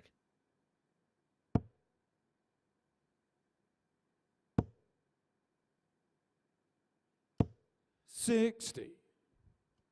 But you can sense the disappointment there from Kelling. Belmont's going to get 6 from 181, and well, the ton machine in this leg wouldn't mind another one at this juncture, 83. but that strays into the 111, leaves him on 98. 82. One of those sort of slightly awkward finishes, 98, as is 118 to be fair. Could end up on 98 with 2 darts himself, but treble 18 here, or maybe even double. He's gone the conventional route. No score. Oh my! He's ended up busting his score. And Kelling has not just got a chance; he's got a glorious chance to wrap up the match here and now, because Belmont has to come back for the 98. Stefan Bellmont, 98. I cannot quite believe that.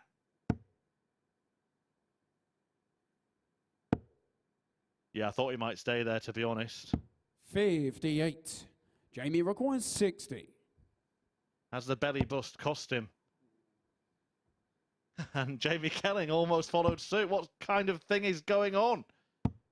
40. Stefan, you require 40. You're finishing a double, lads, not a treble. Tots of Belmont.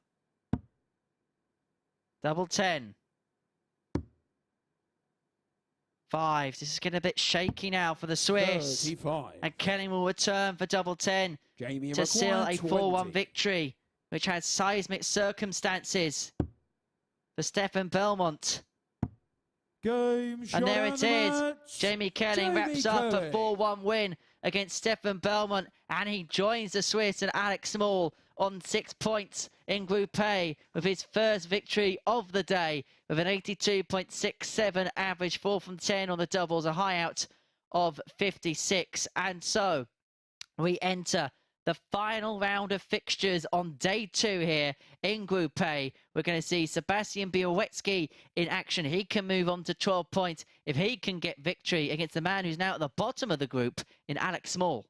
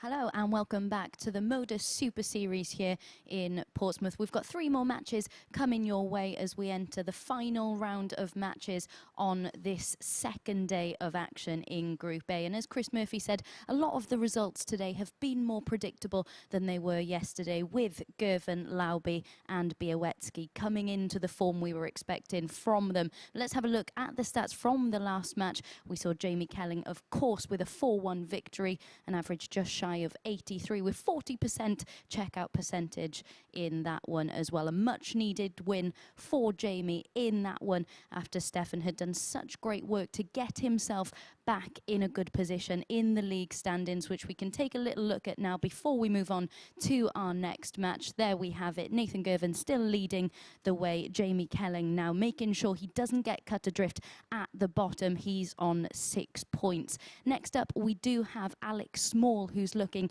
to advance to 8 points. He can get to within 2 points of Bioetsky if he can get the win over him in this next match. Let's hand over then to our commentary team for this one. It's Chris and Henry. Thank you very much, Abby. Big game coming up here for Sebastian Bioetsky. When you look at the positioning of the league table, which we saw a second or two ago, a victory would put him back on 12 points, level with Danny Laubey and within 2 of Nathan Girvan, but defeat would see him nervously look over his shoulder ahead of the final day's action here in Group A in week 9 here at the MODUS Super Series. And that is how quickly things can change on Tuesday here in this tournament format. Anything can happen. Players who may look at one end may then have to look over their shoulder with a defeat or two. Yeah, and I think we're getting to the stage where you can talk about some matches as must win. And this might be one for both players, really. Because Sebastian Bioetsky needs to win it to keep himself in contention to finish top of the group. And Small probably needs to win it to keep himself in contention to get a 3rd place finish in the group.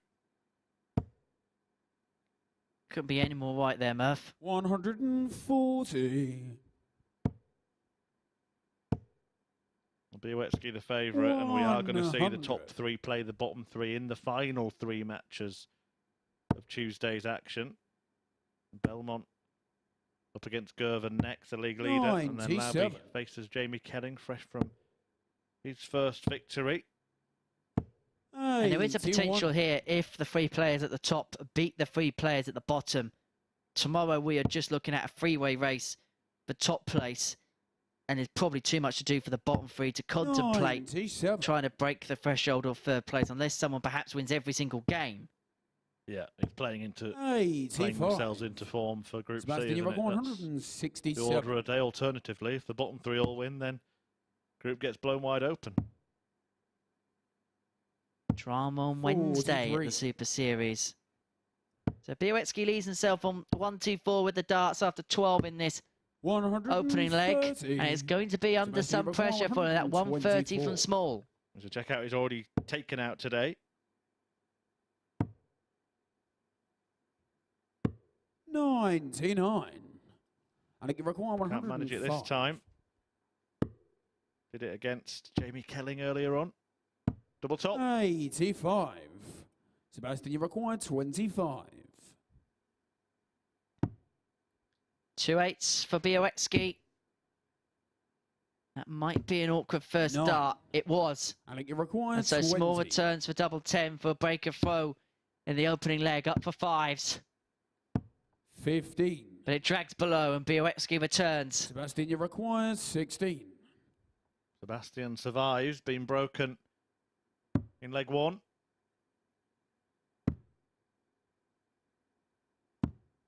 Game shot in the first leg for Bioetsky. Sebastian Bioetsky, who leads in his last match of the day.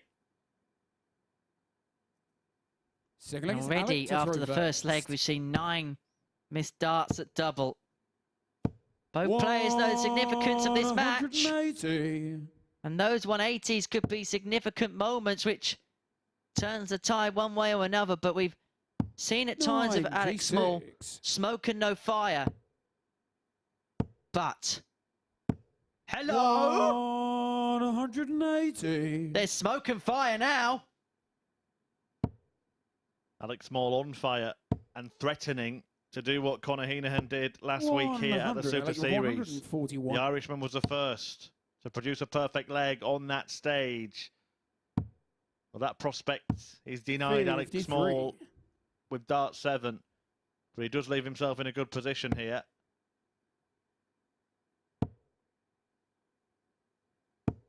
I'd love to see a combined match time between him and Ricky Evans. We'll discuss that shortly. That's a slip into the single 1. He is going to return, so it's not a complete disaster, but He should have come back for 3 at double. He's only going to come back for 2 when he returns. 140. Yeah, Alec he Small, scored 52. 360 points with his first 6 starts. And only 89 with his next 6. On the second leg. It doesn't matter. He gets a Alec leg Small. 1 and levels up the match. Inside the regulation 15. 1 apiece here.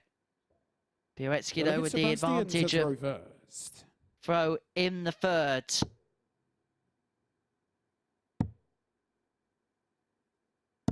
$93.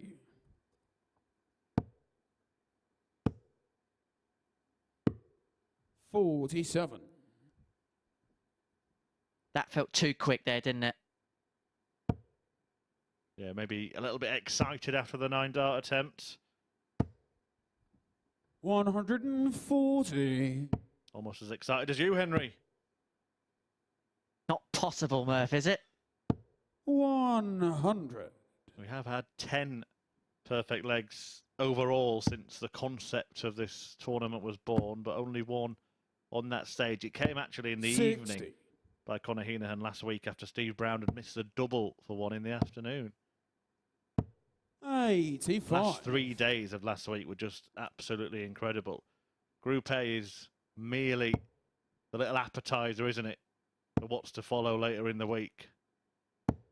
I don't know about you, Murph, but I couldn't sleep all night on Saturday. There was just such a buzz towards the action that we saw last Saturday evening, where Conan Whitehead booked his place 74. in Champions Week. That's what these 2 players want to do. Bioetsky is harbouring hopes of being back on Saturday night via winning Group A. He is going to come back to win the second leg of this match, which would put him within 2 points of the top. 128. Sebastian, you've required 20. So double 10 to edge ahead once more.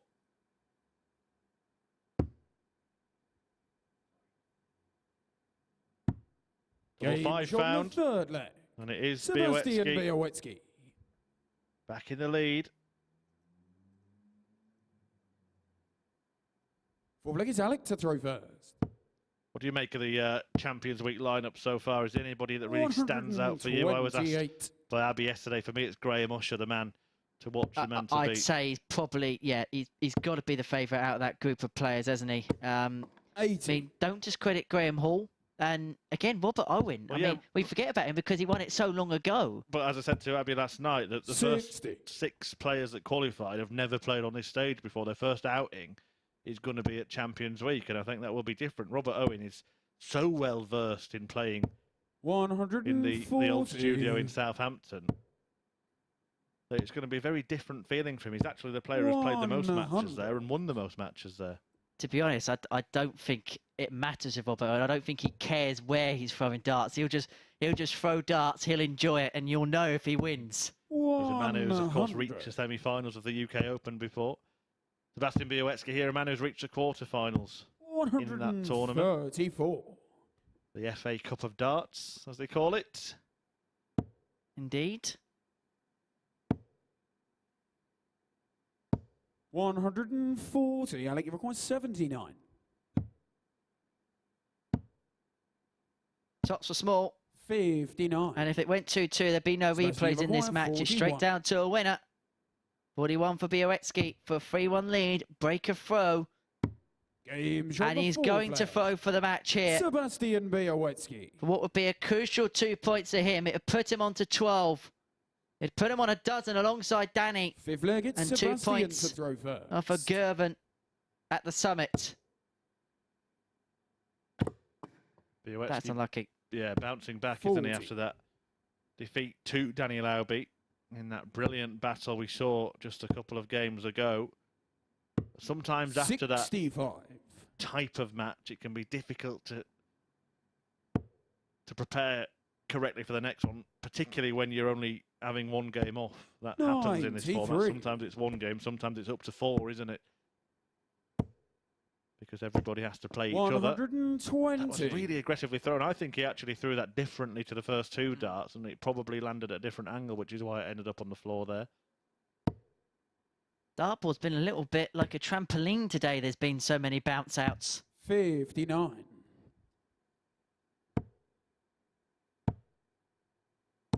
140. But that was some bounce back ability there from Alec Small.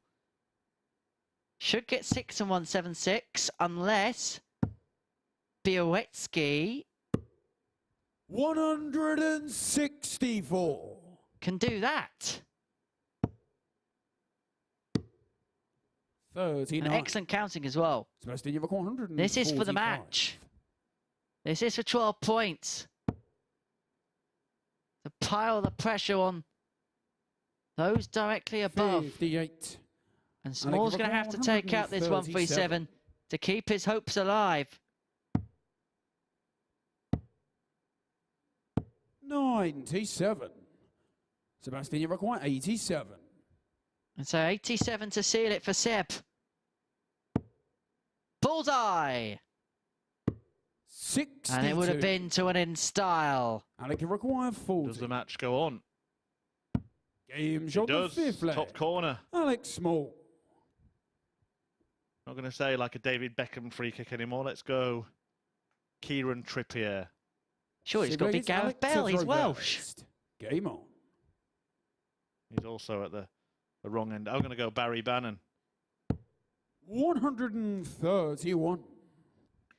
I thought we weren't going to discuss League One today. Who's Portsmouth's Premier player at the moment? Joe Morrell, I suppose, is up there. Dane Scarlett. Incorrect. Andy Jenkins. Of course, Nathan Girvan's using 76. Jenks as darts, isn't he? And he's won all of his matches so far today. I know that Jenkins is sunning himself up somewhere rather warmer than Pompey. 60. He's allowed. Roland's Castle. He's allowed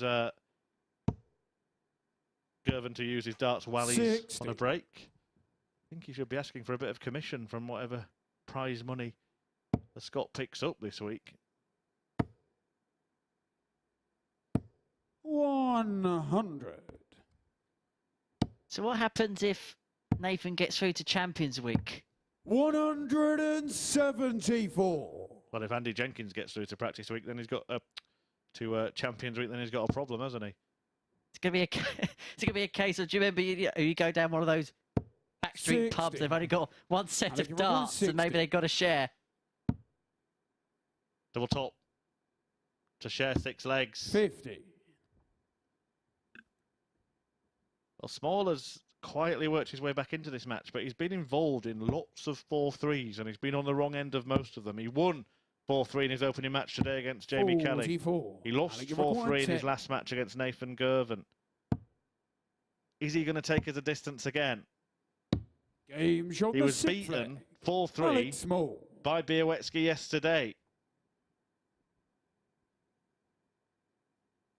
We do go all the way again. Against Sebastian to throw first. Game Can on. Small return the result? Will Bioetsky buckle? 97. Big last start, huge last start that for Bioetsky. Otherwise, it would have opened the door for Small.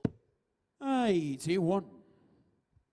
But again, it's looking at the last start. He's rushing the release. It's almost as if he's stepping forward as he throws it. And I know that we've been critical 97. of players in the past in the PDC ranks and the likes of that for walking on the last start. It's just maybe the one area of his 95. game he's just got to maybe look at. Well, when you do that, you also have to be careful that you don't actually cross the hockey. We've seen darts being disallowed for that before. 97. Referees do put their foot down on those types of things. 99. See what you did there? I'll catch up with you at some point. I think you've raced ahead, Henry. I go for quality rather than quantity. 40. Ouch. Well, this could be quality from Sebastian Bioetsky. What a way it would be Sebastian, you record 170. to seal victory. Not to beat. Won't get a dart at the ball. Small could get the ball. He could get better. 58. Alec, you require And he could get the better of Bioetsky. The bullseye 61. to beat Bioetsky, but it comes and goes. 112. And so 112 for Bioetsky for the match.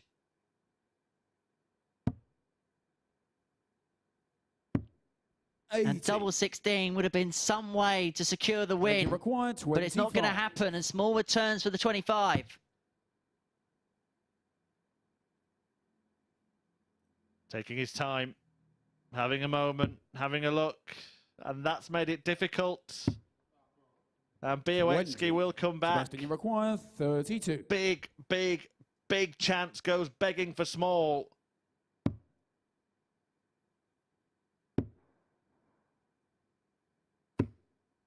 But Sebastian can't seal it. Alec, you require 5. And so Small returns for an opportunity he thought he wasn't going to get. Takes his time to compose himself for double 2. Madhouse. 3. That was high and wide, and Bioetsky returns once again. Well, he can't say he hasn't had his chances, can he? Missed the ball for the 86. Sebastian, you require 16. Missed a couple more darts at double in the following visit, and then another 2 in that one. Game, and shot on the match. Takes Sebastian advantage, survives the Bioetsky. scare. It's a big win for Bioetsky against Small, who now, in reality, is going to have a huge task on his hands tomorrow, even to breach the top 3. He loses another deciding leg, and Bioetsky keeps himself firmly in the race to top the table at the end of Wednesday's action. The other 2 protagonists, Nathan Girvin and Danny Laubey, still have to play their final matches today. Girvin faces Stefan Bellmont after the break.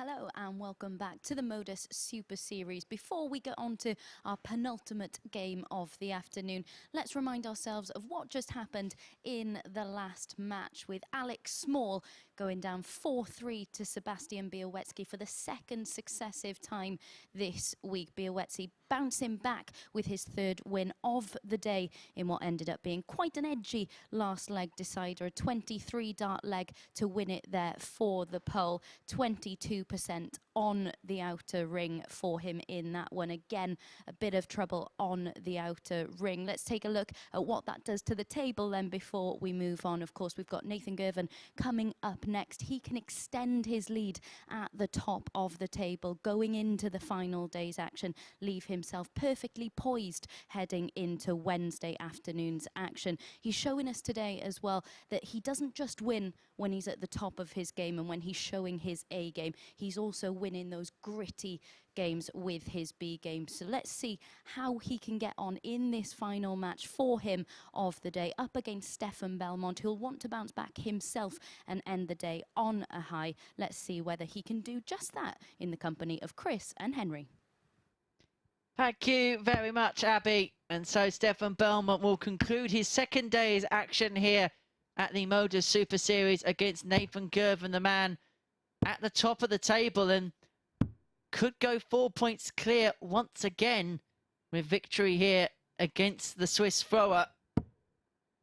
Stefan Bellmont, the gap is now 6 points to Laubey, and you just get the sense following that win for the pole, as we mentioned in that last game, Hey, first leg is Nathan the gaps have appeared Game on. and they have become apparent. Yeah, it's looking very interesting, isn't it, between the top three. As 180. Girvan starts in perfect fashion. If he wins this match, it will be 5 out of 5 for him. If Laubey wins the last match, the second place player will have only lost to the first place player, and the third place player 96. will then be Bioetsky, who will have lost to second and first. So there's a really clear kind of order of merit in this group. And this man, at the moment, is the boss. And bossing this first leg is set his stall out right from the get-go. 60. Interesting. It's got real shades of last week and Conor Heenahan, who won all 5 games on the Tuesday, then didn't get through from Group A, and we are glad he didn't, 58. By the way, because the following night he turned up, averaged 115 in one match, the fastest game we've seen on the Super Series stage. That one was against Johnny Haynes, and then in his next match he hit a 9-darter against Adam Smith-Neal. 142. 142 for Girvan, and he was the darting Craig David last week.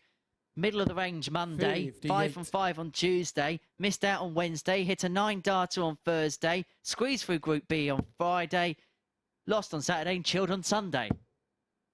Very good. Very, very good, Henry. 121. Nathan, you require 84. Nicely done by Nathan Girvan. Nathan Girvan. I think he might be chilling on Thursday and Friday at this rate. Second look at Stefan to throw Something's first. right, hasn't he? Immediately since that scruffy encounter that he had last time out when he got the better of Alec Small, who just keeps on getting embroiled in battles. The last couple of games 100. for him have gone the distance, and he's been on the wrong end of both of them. 14 dart leg, but it just looks so controlled, so calm, so nonchalant, so good for Nathan Girvan. 180 to open each of the first 2 legs for the 60. pace setter in Group A.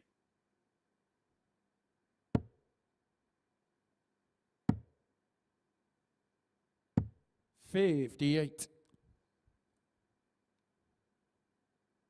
And that one against the throw, just piling the pressure on Belmont straight away. Needs to max himself to leave a finish after 9. Won't be doing that. 80.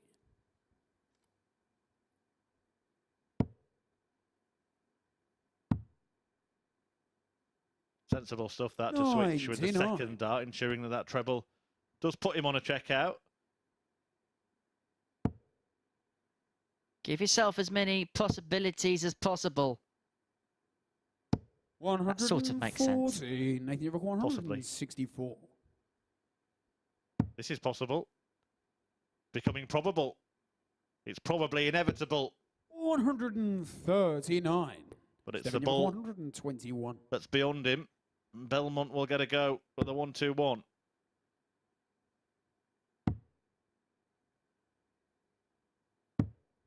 So Girvin returns for the 25. 25. For a 2-0 lead in pretty much next to no time at all. Double 8, and this is just absolutely ridiculously good from Girvin. 14 dart leg, 2-0 lead. Average is 107.36. Now, it is early to talk about an average 2 legs in, but the match might be halfway through. Could be a 4-0 whitewash win. Thanks for coming. 57.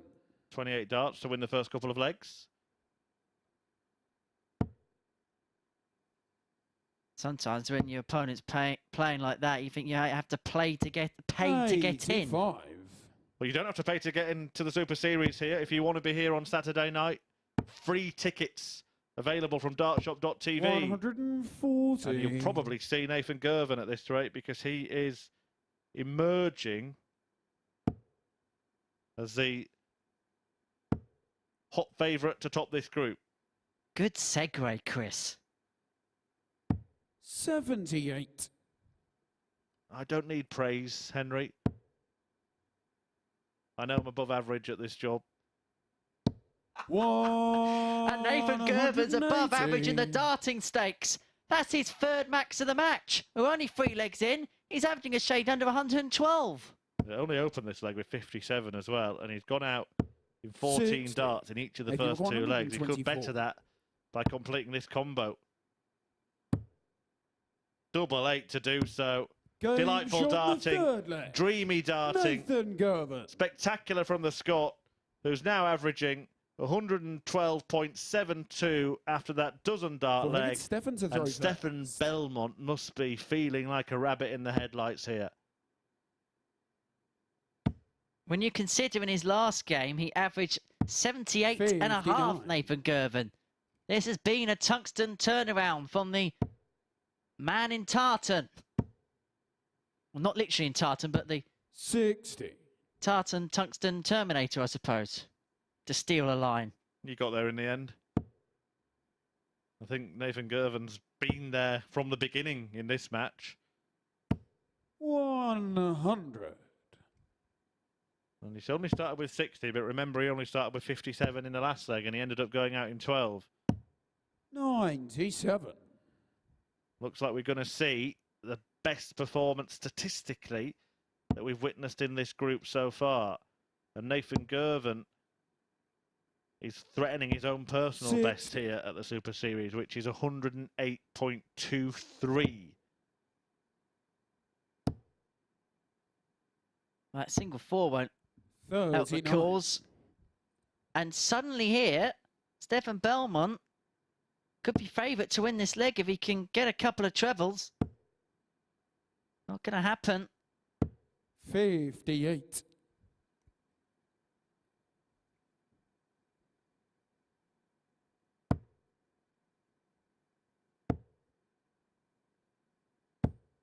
$48.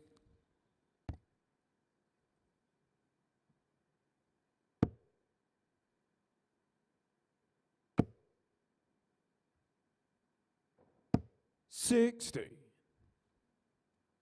So Belmont first to a finish in this particular leg. And for all the brilliance of Nathan Girvan, Belmont just bring it back to 3-1. It will ask a question. Okay, Girvan's got the darts in the next. He doesn't want this to be a procession to finish off his day. 64. May look at the bull at some point in this visit. Opted against it. 58. Had he used it, he would have been on 100. At least. Or at most. 140. Stefan, you require not on a 2-darter. He needs to use all 3. And Girvan has teed up a match-winning chance. Double 16 to deny that chance. 74. Can't find it. And the average may not even end up as 100 for Nathan Girvan, but it is still a spectacular showing from the Scot. Saving his best until last.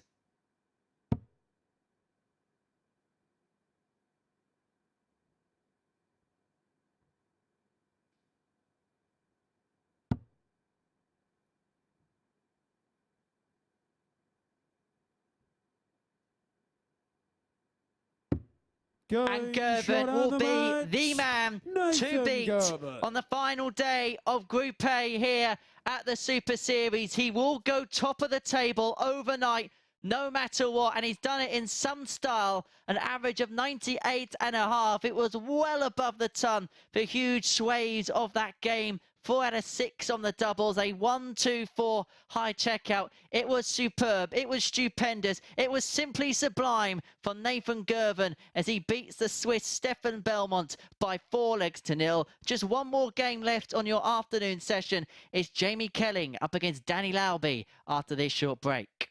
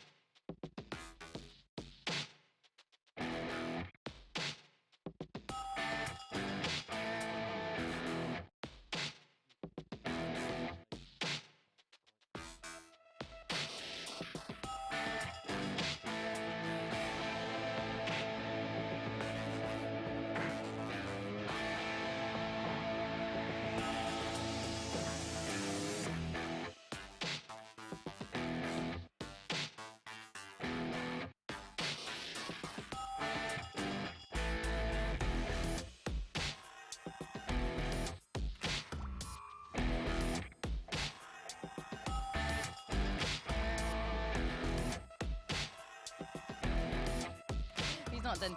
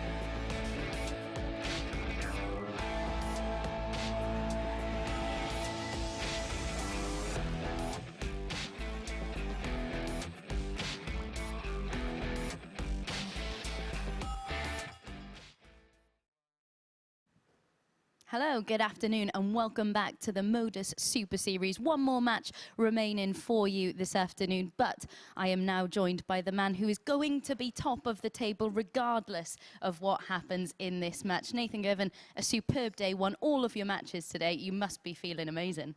Yeah, I had a not bad day yesterday, but I came in today feeling confident, feeling good. All I wanted to do was win every match, and it's happened, so I can't be disappointed. And that last match that you played in, we're going to take a little look at the stats now because it was probably statistically your best match of the day. You were averaging over a ton for much of it. How did you feel up there? Coming into the last game, I was feeling good. I was just hoping to win. It didn't matter how I played, how I finished, as long as I won. But yeah, to see the stats there, I was over the moon, over the moon. And one of the things we've noticed with you, it doesn't matter whether you're trailing, whether you're in front. You had, of course, you lost those 120 points to the floor, but you don't let things like that get to you. You keep going. How much has Alan Suter helped with that side of your game? Yeah, he's helped me a lot, to be fair, over the past few years. That's where I started in the academy, but now I've got I'm kind of in the same household as Chris Mason, so he's another one that's been there and done it, and he's giving me tips all the time.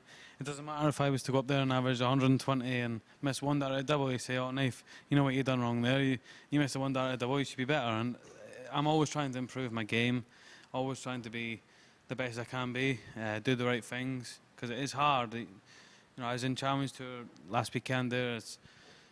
It's hard to play 3 games there and come here and play 5 days. It's tough, but yeah, you got to do the right things at the right time. And no, I've got good people behind me. I got good support, and that means a lot as well. It helps a lot. Absolutely. On the way. We're going to take a little look at the table now, which I'm sure you'll love to see. Yeah, you are 4 points clear as things stand. But just to reflect on what you've just said, of course, these days are quite long, and you know, obviously you've not lost any games today, but when you do lose a game, when it's such a quick turnaround, how hard is it when you go back into the players' room and you have to reflect on that, but you have to move on quite quickly as well? You have to, yeah. If you're playing first or second, you know, you've got to win that first game, and that's always the main objective. The start of the day, to get the first win under the belt and move from there and keep the confidence. And yeah, it's nice to win all 5 games today. Yesterday, I was probably a bit lucky to be top of the table, I'd say. I didn't play my best game at all, but yeah, to see the table there, it's nice. We've still got another day to go. It's all close. It's very close to how Thursday, Friday pan out, but it's nice to be top of the table and know what I got to do tomorrow. And are you the type of player who's going to enjoy being the player that everyone's going to want to beat? Are you going to relish that tomorrow? Yeah, 100%. I'd rather be top of the table than bottom, that's for sure. But no, yeah, 100%. I'd love to be top of the table going into the last day. I know what I can do. I know I can beat anyone on the planet. It don't matter to me. But yeah, it's nice to be the top of the table going into tomorrow. And just a word as well on the competition in this group, because you've got the likes of Bioetsky. We've seen what he can do in televised tournaments, and Danny Laubey as well. It's a really, really competitive group this week, isn't it? It's a very close group, and on paper it might seem a bit different on past experiences here and stuff, but I don't look at that. I know I can play anyone in the world and play my game, and I can beat them. But yeah, it's a very tough group, and it's going to be close going into tomorrow, 100%, but I'm confident. I know I can do it. He has every reason to be confident going into Wednesday's session, but we've still got one more game remaining this afternoon, so let's get into that with our commentary team of Chris and Henry. Thank you very much, Abby. One game remains on Tuesday here at the Super Series, and we are going to see whether Nathan Girvin is going to have a 4-point buffer at the top of the table or 2, because Danny Laubey can slash that lead in half if he can get victory here against Jamie Kelling, who won in his previous match against Stefan Bellmont, but it really has been a day to forget for JK. Jamie to throw first. Game on. His chances of progressing through to Group B, since actually the chances of all the 3 in the bottom half of Group A of progressing to Group B are over, apart from maybe a perfect day tomorrow. Kelling could get himself onto 8 points and maybe force the issue, but he's going to have to beat Danny Laubey, who's starting in perfect style. Yeah, the first 3 darts do not bode well for either player, for Jamie Kelling rather, from either 140. Player. Because his first visit, yes, it was 60, but the darts were sprayed so far apart. Well, Danny Laubey's were almost magnetically placed. And he followed with a 140 as well. I have to say, impressed with young Nathan Girvan there in that interview with Abby. Spoke really well after winning all 5 of his matches today, but now we're going to have Andy Jenkins and Chris Mason taking credit for what Girvan's done. I think he needs to give the credit to himself. Although 2 not bad mentors, is it? 140, and he required 81. Absolutely. That's why you should give me credit for your fledgling commentary career. Game shot in the first leg. Danny Laubey. Danny Laubey, certainly worthy of a lot of credit so far today. A 1-0 lead in no time at all for the American ace. It's Danny to throw first. As he completes the opening leg in just 12 darts. You want to know how good a 12-dart leg is? An average of 125.25. 140. And that's rising. Laubey may be teaching Kelling a lesson. Is that how you do the puns? Something like that. You'll get there. 100.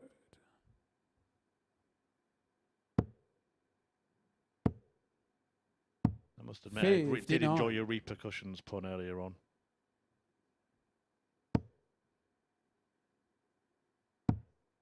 How important is this for Laubey to get a victory? 96. To get within 2, there's a massive difference, quite obviously, between 2 and 4. That's a 2-match swing or a 1-match swing, and obviously they'll play again tomorrow. Well, if he wins, it's still in his hands, isn't it? Because he will have to play Nathan Girvin. So if he manages to get the better of him tomorrow and goes and does what he's done, then it'll be him that takes top spot, regardless of what Nathan does. 132.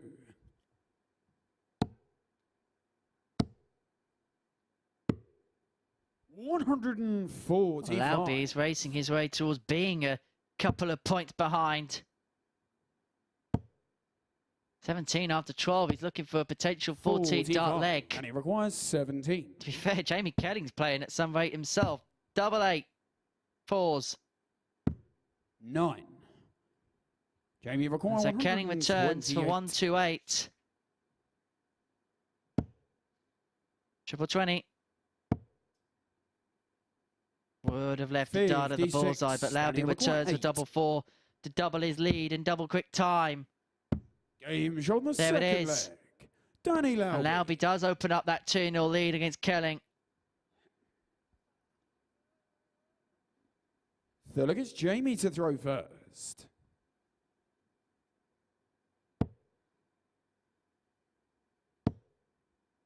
But this is more like it from JK. 140.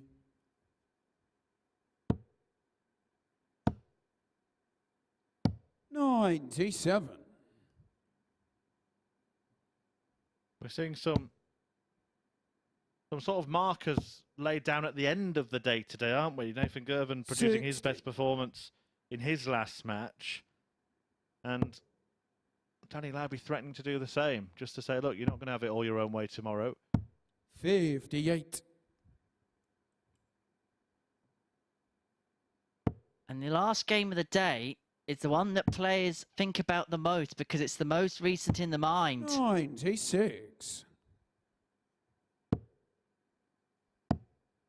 Game 1 is pretty much forgotten about now in the 92. minds of most of the players. If you can do your stuff in this one, you're making your opponents around you in the table sleep uneasily tonight.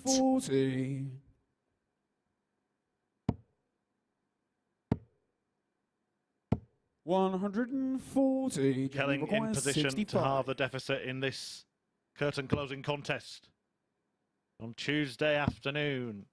Double 10. Game shot And he gets it, and it will not be a whitewash win for Laubey at the end of the day's play. But he's still in a good spot, still after 3 legs, averaging just shy of 102. Well, look, it's Danny to throw first. Game on. And you sense it's crucial for Laubey if he's going to win as well to win big because he's 17 legs behind Girvin on the legs difference. That is a big gap to make up in 5 games.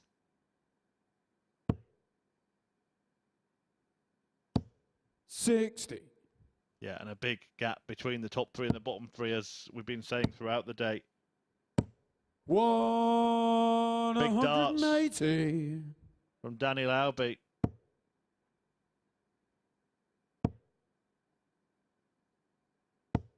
And it's going to be very, very difficult for Jamie Kelling to live with Laubey at this level. It would be difficult for anybody. 170. But that's too good. I was hoping to hit a 25 there, bedded the bull. He's on 11 after 9. He's hitting big fishes without needing it. 140. Danny require 11. This is the second time in this match where he's done that and left an odd number. This is for an 11. Double 2 for 12. You don't often hear that. He's going to return for double 1 for 13.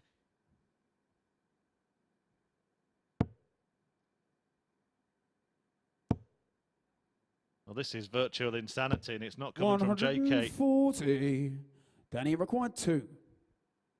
Double 1. No score. It would be Jamie absolute requires insanity 61. if Kelling was to win the leg. 56 remaining. Could go 20s, could go 16s. He's going for the latter. And he's missed the big number. 29. But it's gone from a brilliant leg to a bonkers one. Madness.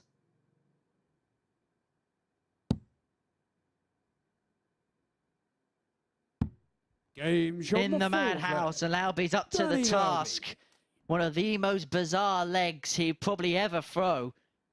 He was on for an 11-dart leg and then ends it on double one, and all inside 18. That was after busting a load at double one as well. One away from putting himself in 2 points of Nathan Girvin, and the averages have gone down dramatically as a result. And let's give credit as well to Jamie Kelling, because this is by far the highest level he's played at today, and he's just been on the receiving end of a stupendous Danny Laubey performance. Yeah, it's been really good stuff from Laubey at the end of the day. And we are going to see that 59 pattern emerge that we thought we might. Well, the top player has beaten everybody, the second player has beaten everybody but the top player, and the third player has beaten everybody but the top two. 80.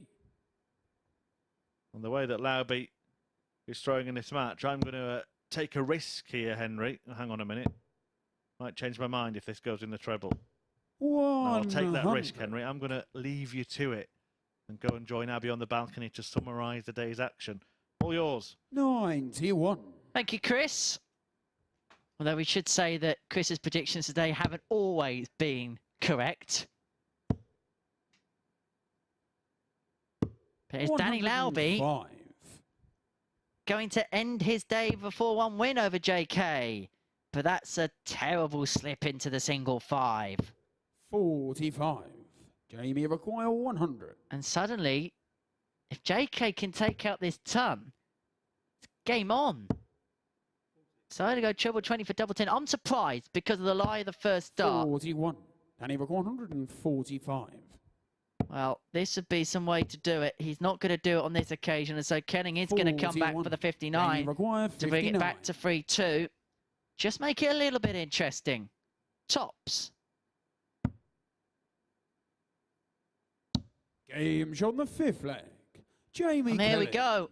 But Danny Laubey has the darts to seal a 4-2 win, to put himself within 2 of Girvan, and to create a potential grandstand finish to Group A tomorrow morning. 9:30 AM start. Join me and Chris Murphy in the commentary box for all the action. Abigail Davis will be back, I'd say, in the presenter's chair, but in the presenter's balcony. 78. And then from Thursday onwards, we have a special guest commentator. More of that 140. closer to the time.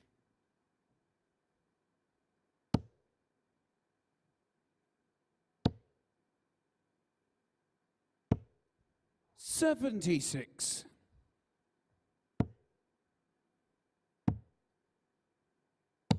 $134. Laubey's going to get 6 from 167 to win the match. 85. Danny Rock 167. Going to set up. 41. That's a slip which could possibly let Kelling back in. 56. He couldn't take advantage, so another 6 and 126 for Laubey to seal it. Bullseye. He went for it. But it was just underneath into the 25, which is what he's going to return for in a few seconds' time to wrap this up. 95. Danny required 25. Double 12. 90. 2 6s, but it goes inside. Jamie require 111. And so can Jamie Kelling take out the Nelson finish? Treble 17 for tops. 71. Just above the wire. 6. And so Laubey returns for double 3. Went straight for it. Game and gets shot it in on with the the second match. dart. And Danny Laubey will go within 2 points of Nathan Girvin at the top of the table overnight. These are the statistics from our final game of the day. An average just below 89 for Danny Laubey in the end. The average was above the ton in the early to middle stages of the match. 2 180s in there. 4 from 17 on the checkouts is the reason why the average is below 90 and not above it. A high out of 81 for the American, who gets himself within 2 points of Nathan Girvin at the top of the table overnight. Let's get some final thoughts and reflections now. We're going to head up to the balcony where Chris Murphy is alongside our host, Abigail Davis. Yeah, thank you very much. We've seen some bizarre, some bonkers and some brilliant darts today, haven't we, Chris? But we are going to start with your highlight, which is you predicted Nathan to be sat of the table going into the final day.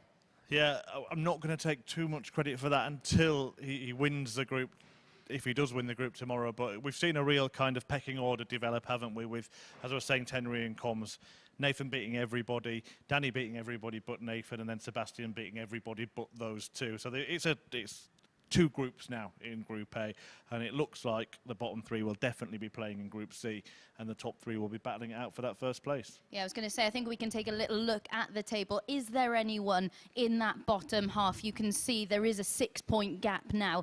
Do you think there is anyone in that bottom half who can threaten second or third? I mean, everybody can beat everybody. We saw that yesterday, but we haven't seen any indication that any of those three are going to go and win 4 or 5 matches and get themselves into those top 3 spots. I think Alec Small, of all of them, has been involved in closer matches. The games that he's lost have often been 4-3, and he has had little spells where he's thrown really brilliant darts. So out of those players, he's the most likely, but I don't see it happening. And it is a case, you mentioned it in commentary, with Alec Small. He's been involved in so many 4-3, so many close contests, and just coming out on the wrong side of them. It's just maybe not being consistent enough during the course of even a match, not even over the course of the day. Yeah, and maybe it's just a little bit of inexperience as well. Of course, he's never played in this format before. He did win a much more brutal format, the Champion of Champions, but on the new stage, playing relentlessly game after game after game, and every game takes on a new importance as well, doesn't it, in this format? So yeah, maybe a bit of inexperience, and we've seen players grow into the weeks. Kieran Tierney being an example a couple of weeks ago, and go and win the title.